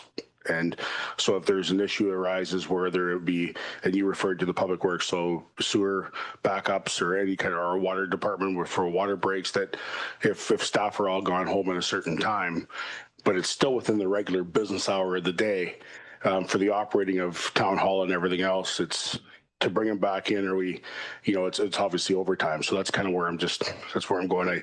I wasn't getting into the operations or naming any departments. But I just wanted to make sure that's monitored. Thanks. Councillor Jeffrey. Yeah, thank you. So next up, always on my mind, and I always find it frustrating even at budgeting time, is the capital that we budget and are unable to start. And I get that Q2 things haven't really fired up to full capacity, but I'm wondering if there's a way for forecasting us to actually get a good feel before waiting for Q4 to Q3 to come out, to have an assessment of how much capital works the value of those capital works we're not going to get to during this year. Treasurer Graham. Thank you, Chair Perry. Through you to Councillor Jeffrey. We can include that additional information in the capital analysis. So if it would be helpful, we have the Appendix C that's just showing the actual and the budget, but we could have a column that says status, and we could indicate whether it was in procurement, on hold, whatever the case might be, and that might help provide some transparency and clarity. Thank you very much. I think that's an excellent suggestion, and thank you for that. I think that will be helpful. And then the other thing, just with respect to our grant requests, I was wondering if we have a strategic, and you may have it because it's probably an operational thing, but do we have a strategic approach to our grant requests and applications, or is it more of a reaction? We see it, looks like it'll align and we go for it, or because I think there is some strategy in terms of, other people in the community who might be applying for the same funds or other people who might be putting pressure on the funds, how long they're going to be available. So I was just wondering if we have a strategic approach to that. Treasurer Graham. Thank you, Chair Perry. It's a little bit of both. It's a little bit of strategy. It is a little bit of reactive work by staff too. Our financial analyst, Ottawell, does a tremendous job monitoring all grant opportunities. When she finds a new one, she will bring it forward and we discuss it at department heads if there are multiple projects that could fit within it and what works best based on our community-based strategic plan, or what can we move forward, or what would be shovel ready, for instance. We do, when we're looking at our capital budget, grants is always in the back of our head. What can we do and can we bring this forward? A lot of work right now we're seeing in grants is for climate change as well. So that is one of the strategies that we look at when we're looking at that service too. But it's a huge task. Yeah, I can well imagine. Anyway, that's my question. So I just think the report has really taken on an excellent format that allows us really to get into bigger picture questions. And so thank you for that. Great. Thank you. Any other questions or comments? I do have a comment and a question. As far as the mat goes, it was nice to see some dollars in there, which is heartwarming. The other thing was, as far as the buy-in for the mat from businesses, I know when we were doing a presentation in the library, there was not pushback, but there was a little bit of hesitancy there. And how's that all rolled out? Thank you, Chair Perry. I will defer that question to Director Valentine to see if her team in economic development has heard anything. Certainly in finance, we haven't had any negative comments made. Great. Director Valentine. Thank you, Chair, and through you. I don't have the stats at my fingertips, but the agency that collects the mat on behalf of the town does have an interactive dashboard which staff can view any areas of non-compliance. The last time I logged into the dashboard, there was quite good uptake of the mat with very few areas of non-compliance. And part of our contract with the collection agency is to work with accommodators and short-term rental owners to ensure compliance with the mat. So those efforts are ongoing. And if council would be interested in the specific statistics, we would need to pull those separately and come back to you with that information. Well, thank you very much. No, I was just looking for a high-level comment on it. That's it. I don't need any details, but that does sound positive. So if we're finished with questions and comments, I'll call for the vote. All those in favor? And that's unanimous. Okay, on to 15.2.2, P 2025-21, 780 10th line, Linksview, update on planning application files. And this will be Director Valentine. Thank you again, Chair, for the opportunity to provide some introductory remarks and background for this particular item. The report is somewhat out of the ordinary in that it's an interim step prior to staff bringing forward recommendations on 3 related applications required to facilitate the development project known as Linksview. Council might recall that Linksview is one of 4 sizable subdivision developments that have been long planned for the west end of town. All 4 have come forward in the past year or so to council for consideration of extensions to their draft approved plans of subdivision. And as a reminder, subdivisions, because they tend to support larger scale projects, they do include a 2-stage approval process that typically unfolds over several years. The first step is draft approval, which you can think of as approval in principle, and attached to that is a number of conditions that need to be fulfilled by the applicant before they can register all or part of their plan of subdivision and proceed to lot sales and construction. When the Lynxview draft plan of subdivision came before you as council in 2024 with their extension request, the decision was to grant an additional year. And at that time, the stated purpose was for the applicant to take the time that was required to work with staff to revise the plan, update the conditions of approval, and proceed with the zoning bylaw amendment, all of which would ensure that the proposal continues to reflect current standards and maintain consistency with today's land use planning instruments. Since that time, ownership of the lands has changed, and this has also resulted in a shift in the development concept. So the purpose of the report before you today is to provide an update on the progress that's been made by the new applicant, and the recommendation would allow for a comprehensive and transparent land use planning process to continue to unfold, ultimately leading to the presentation of a full consolidated package of the proposed revisions to council for your consideration, rather than moving forward in a piecemeal approach that with misaligned timelines. So here to walk you through the details of his report and the rationale for the recommended path forward, we have Community Planner Frisch. And at your concurrence, Mr. Chair, I would pass the floor to Beckett for the presentation. Absolutely. Welcome, Planner Frisch. Thank you. And thank you, Director Valentine, for those intro remarks, and good evening, committee staff and members of the public. My name is Beckett Frisch, and I'm the file manager for the zoning bylaw amendment, revised draft plan of subdivision, and draft plan extension files for the lands municipally addressed as 780 10th Line, also known as Lynxview. Next slide, please. I'd like to first refresh our, I'd like to first refresh our memories regarding the location and context of the subject property. It's located on the west side of 10th Line, across from the Georgian Meadows subdivision, between 6th Street and Mountain Road. Notably, to the north is the Blue Mountain Golf and Country Club. The Ken Winters Construction Aggregate Pit is to the northwest, and Fisher Fields is adjacent to the south on the corner of 10th Line and 6th Street. The remaining surrounding lands are rural. Next slide, please. The lands initially obtained draft approval for a period of 5 years in 2016, and the draft approval was subsequently extended for a period of 3 years in 2021. Council granted an additional 1-year extension in July of 2024 to give the applicant at the time an opportunity to pursue applications for a revised draft plan and implementing zoning bylaw amendment.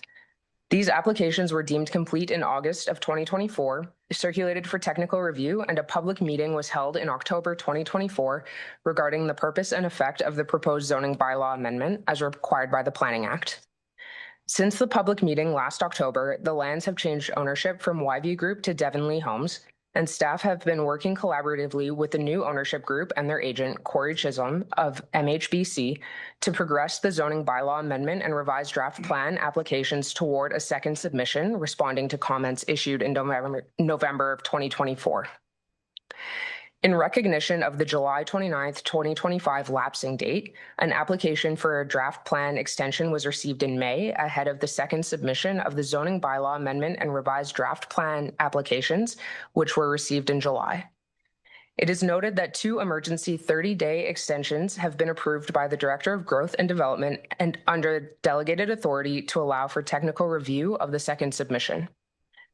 The initial review of the second submission has led staff to bring this report forward to you committee, as a number of substantive changes have been proposed between the first and second submissions. Staff have had a number of collaborative conversations with the applicant and their agent regarding the proposed changes, and the applicant and their agent have been supportive of staff's preferred approach to seek direction from council regarding the requirement for a second public meeting, avenues for cost recovery for a second public meeting and additional review of the applications, and seeking additional time under the town's delegated authority bylaw for the Director of Growth and Development to approve emergency extensions to the draft approved plan to allow for future recommendations on the 3 applications to be provided to council concurrently. Before proceeding to the next slides, I'd like to reiterate Director Valentine's opening remarks. The purpose of the report and presentation before us this evening is to provide an update on the land use planning process, provide staff's rationale for the recommendations put forward in the report, and seek direction on the procedural matters at hand, rather than to discuss the details and merits of the applications themselves. Next slide, please. The revised draft plan shown on the screen was received from the applicant in support of the second submission in July. There remains an overall increase in the units proposed today from what was draft approved in 2016. I note in the last row of the table on the screen, the total potential units proposed in 2025 includes the assumption of the residential development of the school block should it not be needed, while the 2016 total does not. In the interest of comparison, the 2016 draft approved plan has the potential for 681 to 827 units under the same school block assumption. The number of low to medium density units proposed has increased by 14 from what is draft approved, with 461 single detached and townhouse units proposed today. However, this is a reduction from the 486 single detached and townhouse units proposed in the first submission. While it's noted a number of changes made to the revised draft plan between submissions are in response to the first submission comments provided to the applicant, which is an expected part of the land use planning process, the decrease in the low to medium density units is partially attributed to changes to the proposed zoning bylaw amendment between submissions. Next slide, please. Again, noting the intent of today's presentation is not to discuss the details and merits of the revised zoning bylaw amendment, I would like to take this opportunity to provide rationale for why staff deem the proposed changes to be significant enough to recommend a second public meeting. The proposed changes to the zoning bylaw amendment are primarily a reflection of the development intent of the new owner, and staff are of the opinion that this is outside of the typical land use planning process. The 3 site-specific provisions proposed by the previous applicant and presented to council and the public at the October 2024 public meeting are no longer being proposed. In addition to more administrative changes regarding definitions, the currently proposed zoning bylaw amendment primarily focuses on increased provisions for driveways and lot coverage. As alluded to in the previous slide, the number of single detached and townhouse units proposed has reduced by 25 from the first submission. This is in part due to the reduced lot frontages and reduced lot areas for these units no longer being proposed. Aside from the number of units, the impact of the proposed site-specific provisions would largely be on the streetscape experience for future residents and lean toward promoting a motor vehicle-first approach to the development. The proposed increase in driveway widths and areas within the front yard would lead to more frequent driveways, increase the paved area, and reduce the presence of front yard landscaped open space. This is in addition to the proposed increase in maximum lot coverage, which could further reduce the landscaped open space available on each lot. As the requirement for a second public meeting is at the sole discretion of council under Section 34 of the Planning Act, staff are proactively seeking direction in this regard at this stage of the land use planning process ahead of staff bringing forward a recommendation report for a decision on the application. Next slide, please. On that note, staff recommend a second public meeting to be held regarding the proposed zoning bylaw amendment. This is in recognition that the revisions proposed by the applicant are outside of the typical land use planning process with the potential impact on the density, built form, and streetscape of the development. Staff are of the opinion that a second public meeting would be appropriate to allow for the details of the purpose and effect of the proposed zoning bylaw amendment to be presented to council and the public for consideration and comment ahead of a recommendation report being brought forward by staff for council decision. It is noted that the town's 2025 fees and charges bylaw does not include a fee associated with a second public meeting or the review of additional submissions over and above what is typically associated with such applications. This is being reviewed by planning services through the ongoing development process and fees review project. In the interim, should a second public meeting be held, staff are recommending 50% of a new zoning bylaw amendment application fee be collected to cover the costs associated with facilitating a second public meeting and the additional review required. Finally, the town's delegated authority bylaw provides the Director of Growth and Development the authority to approve 30-day emergency extensions to a draft approved plan of subdivision up to a cumulative maximum of 180 days. As noted earlier in the presentation, 2 30-day emergency extensions have been approved to date to get us to the meeting today, for a total of 60 days. Staff are recommending a 60-day increase to the cumulative maximum extension permitted by delegated authority for this file only for a total of 240 days. In consideration of the change in ownership and the number of changes proposed between the first and second submissions, additional submissions are anticipated. Staff are of the opinion that the additional 60 days will provide enough time to bring forward recommendations for the 3 applications to Council concurrently, providing a comprehensive picture of the development intent. Next slide, please. Of course, a number of options are available outside of what staff has recommended. Again, noting that the requirement for a second public meeting is at the sole discretion of Council under Section 34 of the Planning Act. Council may determine a second public meeting is not required. Should Council agree with staff's recommendation for a second public meeting, Council may choose to forgo the collection of 50% of the application fee for cost recovery of facilitating the second public meeting and additional review, or impose an alternative fee. While not recommended by staff, Council may also direct the closure of the existing file and require a new application entirely. Finally, Council may choose not to extend the cumulative maximum number of days a draft approved plan of subdivision may be extended by staff delegated authority for this file and maintain the 180-day cumulative maximum. It is noted staff may be in a position to advance a recommendation report to Council regarding the draft approved plan extension request ahead of a report addressing the remaining 2 applications. Staff are of the opinion there are strong benefits to Council to consider the 3 applications concurrently rather than proceeding in a piecemeal fashion. That concludes my presentation. However, I understand that the applicant and their agent are here this evening and have prepared some brief remarks for committee. Thank you. Thank you.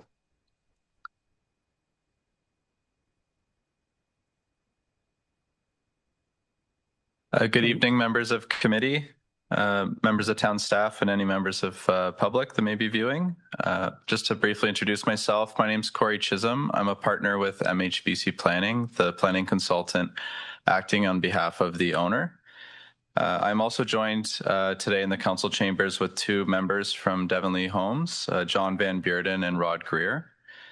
I'd like to first thank town staff for their efforts to date on this file. Since the change of ownership that was noted and Devonlea acquiring the site, we've had a number of constructive working meetings with town planning and engineering staff, and certainly look forward to continue to work with them as this application continues through the process. Just for quick reference, Devonlea Homes is likely familiar to many of you in the chamber today, as they were the previous developers of both the Creekside subdivision as well as the more recent Summit View subdivision in Collingwood. So they have plenty of local experience in bringing projects like this right through to the end of the process. I can advise that my client has no concerns with the recommendations in the staff report that was presented to you, and certainly look forward to continuing to work through the process as set out. Town staff did note that there have been some changes to the proposed development concept since Devonlea acquired the site, and we're certainly happy to go through those in more detail through a second public meeting should committee and council decide to proceed that way. And we would certainly prepare some specific visuals to help members of committee and members of the public understand what those changes mean. So with that, just happy to share those remarks, and we're here and happy to answer any questions members of committee might have. Thanks. Thank you, Mr. Chisholm. Nobody in the gallery, so I'll ask the clerk online. No, going online. Okay, I'll read in the recommendation that staff report P 2025-21 update on active planning applications 780 10th line Links View dated September 3rd, 2025 be received and that council directs staff to provide notice for a second public meeting regarding revised Lynxview zoning bylaw amendment application pursuant to section 3417 of the Planning Act. And that the town charge the applicant 50% of the fees associated with a new zoning bylaw amendment application to cover the cost of a second public meeting and additional internal and external review of the revised Lynxview zoning bylaw amendment application. And that council extend the maximum cumulative staff delegated authority to issue emergency 30-day extensions to a draft approved plan of subdivision permitted under the town's delegated authority bylaw 2020-059 as amended from 180 days to 240 days for this file only to allow council to consider the 3 related applications as a comprehensive package. Can I have a mover? Councillor McCulloch, seconded by Councillor Jeffrey. I'll open the floor to questions or comments. Mayor Hamlin? Yeah, I'll just say I appreciate council and the applicant working closely together to bring us these recommendations. They make good sense to me and I support them. Thank you.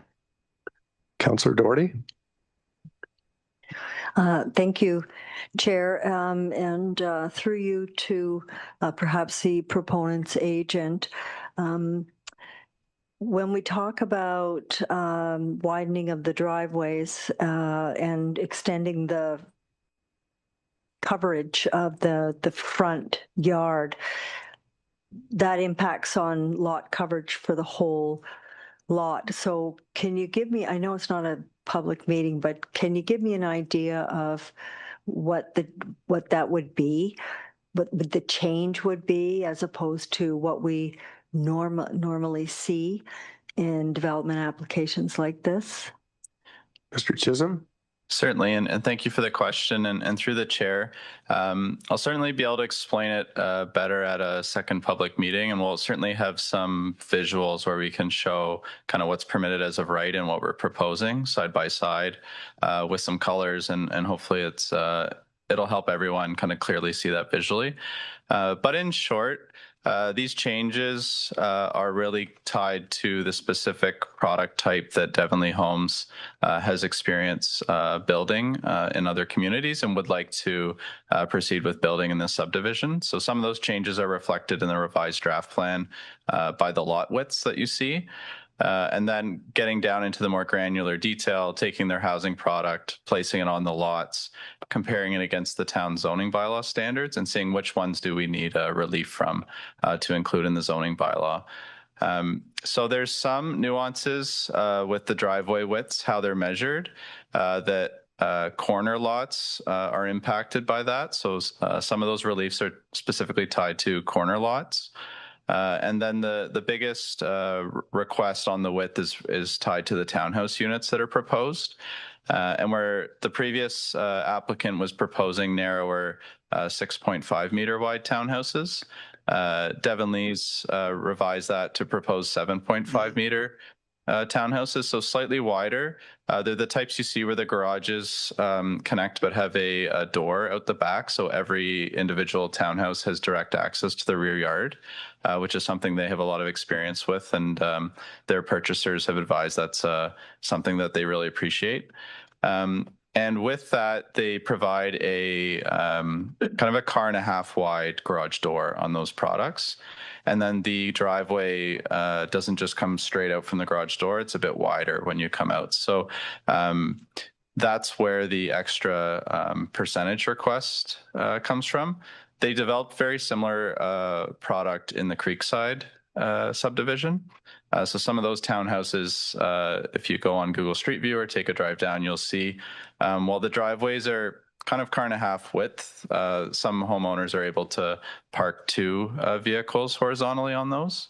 And what that does is to help take some of that parking off the street. So in areas where you see a lot of townhouses, sometimes the next concern you hear about is, oh, there's cars parked up and down the street. It can be challenging in winter months. So to counterbalance that, by being able to park additional cars off of the street on the driveway, helps alleviate those concerns. And we are in active discussions with town staff on this. The percentages proposed currently assume the entire width we're asking for is pavement. And Devonlea has experience where it's not all pavement. There's some more landscape stone that's included. So it helps break that up visually. And by incorporating that, that percentage would come down. So in our last meeting with town staff, we were looking at examples of that. So by the time we come to the public meeting, I think we'll have more specifics on that and how we can still make it look visually attractive. Follow up? Thank you. No, that was a great answer. Thank That you. should cover everyone's questions, I think. Thank you. Thanks. Any other questions or comments? No, I will say it's great to see Devonlea back doing a development in town. I do have a few friends that live in Creekside, and my daughter lives there and they love it. So I'll just throw that out there. Anyway, I'll call for the vote. All those in favor? And that's unanimous. Thank you. Thank you. Thank you, Director Valentine and Community Planner Fresh as well. Okay, on to 15.3, deputations unregistered. No, nothing. Okay. 15.4, reports, minutes of other committees and boards. I'll read in the recommendation that the following minutes of other committees and boards be received and the recommendations contained therein be approved. The minutes for the Collingwood Heritage Committee, August 7th, 2025, and the minutes for the Museum Advisory Committee meeting, July 25th, 2025. Can I have a mover? Councillor Potts, seconded. Councillor Ring. Any comments or questions? Discussion? No. Call for the vote. All in favor? That's unanimous. Old or deferred business, item 15.5. Deputy Mayor Fryer. Thank you, Chair Perry. And as I outlined at the beginning with the accepted agenda, I wanted to revisit the new CCI facility matter. So per senior staff's latest email on August the 27th that was shared with all of council, I wanted to discuss the situation as I am anticipating that there may be a need for direction and therefore a motion which I would give notice of at the appropriate time. I do have some definite concern with the Simcoe County District School Board responses that the email detail shared with council, especially the indication that partial is still considered as an option. From in June, when Trustee Foley spoke with us and the media coverage just in May of the Simcoe County District School Board, it established that their established priorities. It was, and still is my understanding, that the decision had been made for replacement of CCI. It was also indicated by the board in May that the board has developed contingencies in the event of facility failure for CCI. So there is a reason to need replacement sooner than later. Further, it is noted that they were currently exploring facility partnerships for the building of the replacement CCI. On that, I would request that when staff provide the follow-up report to the August 27th email and our AMO delegation, that detail be included about the facility partnership explorations. So I wanted to ask through you, if I could, Chair, to CAO Skinner, if that requires a motion to ask for that to be also explained about in the report that is referred to in the August 27th email. CAO Skinner. Thank you, Chair. Through you to the Deputy Mayor Fryer. I'm not off the top of my head familiar with the August 27th item. I don't know if Director Valentine may be able to talk to that item first, and I could follow up. If I may, and it actually was with Executive Director Pegg that she shared because she had been part of the delegations, and it was follow up about that and about what had been responded to in the questions that were asked to of the board. So I think it'd be appropriate to go through to Executive Director Pegg. Okay, Edie Peg. Thank you, Chair. Just to confirm, the email was from August 23rd. So maybe as the team searching their inboxes, that might help them pull it up to the top. And I did just notice I was remiss in not including Director Valentine. So I forwarded that email to her as she's instrumental in this file as well. So the responses that were provided in that email were in response to some of the questions that the Deputy Mayor had asked prior to our AMO delegation. And those responses were summarized in that email. That being said, I know that there's a lot of ongoing conversations with CCI. And if I may, Chair, I'll ask that Director Valentine provide a couple comments because she's been involved in those conversations. And then if there's any further clarification required on these responses, I'm happy to do that. But I think a high level sort of summary of where we're at in those discussions may be helpful from Director Valentine. Thank you. Follow up? Were we going to get that from Director Valentine now? Or? Director Valentine? Thank you, Chair. And as noted, the Executive Director just forwarded me the email, so I'm busy trying to read it. But I can say more generally that in terms of the replacement or redevelopment of CCI, the school board would be at the stage of confidential pre-consultation with the town. So that does put staff in a bit of a difficult position to share information publicly with the initial discussions. However, we do understand that the Simcoe District School Board on the staff level continues to undertake due diligence investigations around options for CCI, which could include the redevelopment on the existing site or an alternative greenfield site. We further understand that despite some communications to the contrary, no firm decision has been made in that regard, though the redevelopment or replacement of CCI does remain at the top of the board's priority list for the next call for provincial funding. Staff are continuing to support the board in this process and up to and including options for co-location of facilities. And we do expect that land use planning applications will be filed in the future. And at that time, we will be able to share additional information publicly with council. Mayor? Okay, because I'm very concerned. What I heard in the delegation, for one, and to me, it needs to be replacement. I already put a motion on the table to try to consider a facility partnership as well. So I think what I'll do, in the interest of time today, I'll plan perhaps to have a conversation with CAO Skinner and decide if there's a motion that I think I should be bringing forward in order to provide direction that would be appropriate for what could be revealed from a public standpoint.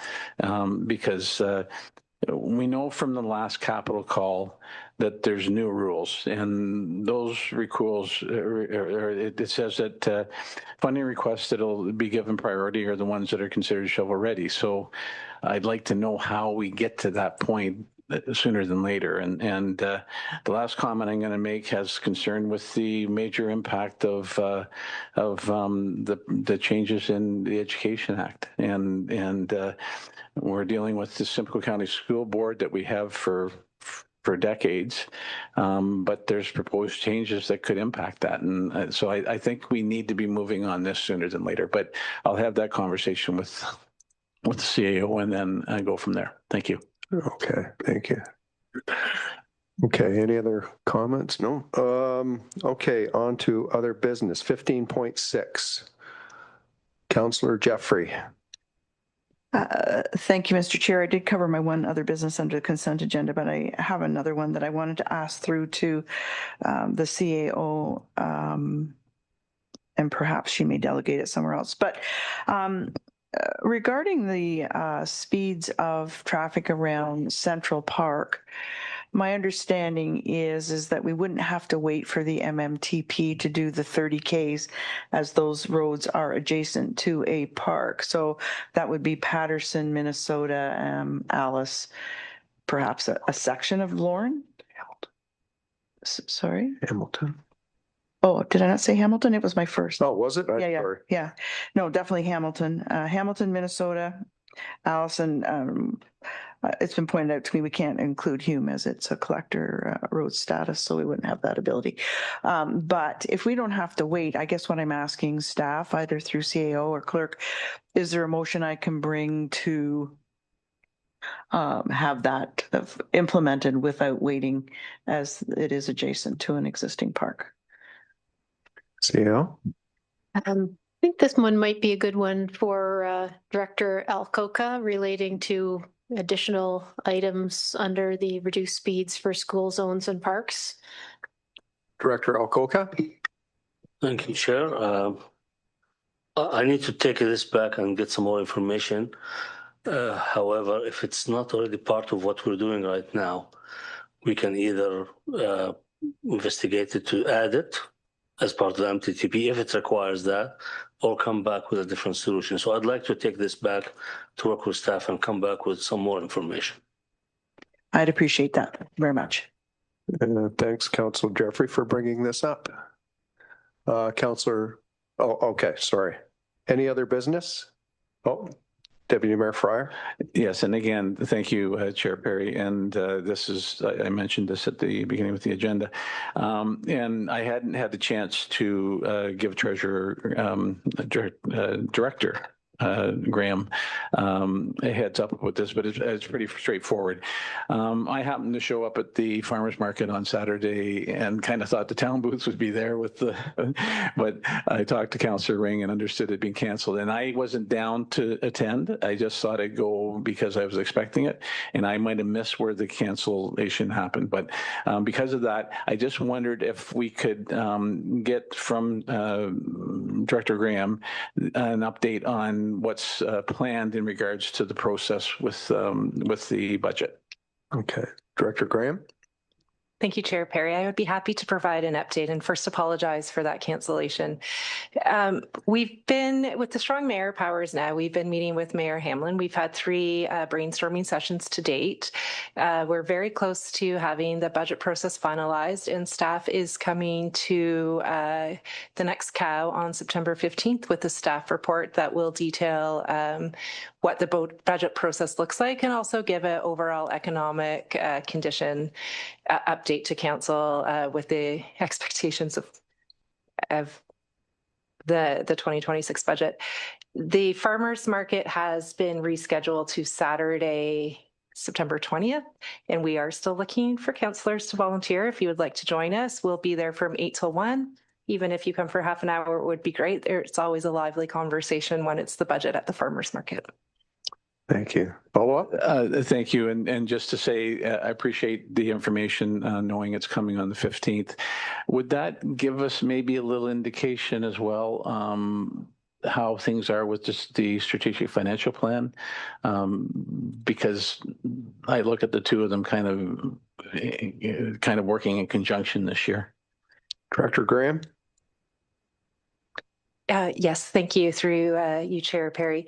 The strategic financial plan is slated to come to council in a special meeting on October 15th. Originally, we had blocked that day off for budget before the strong mayor powers had come out. So we still have that date free, and the long-term strat financial plan is going to utilize that date now.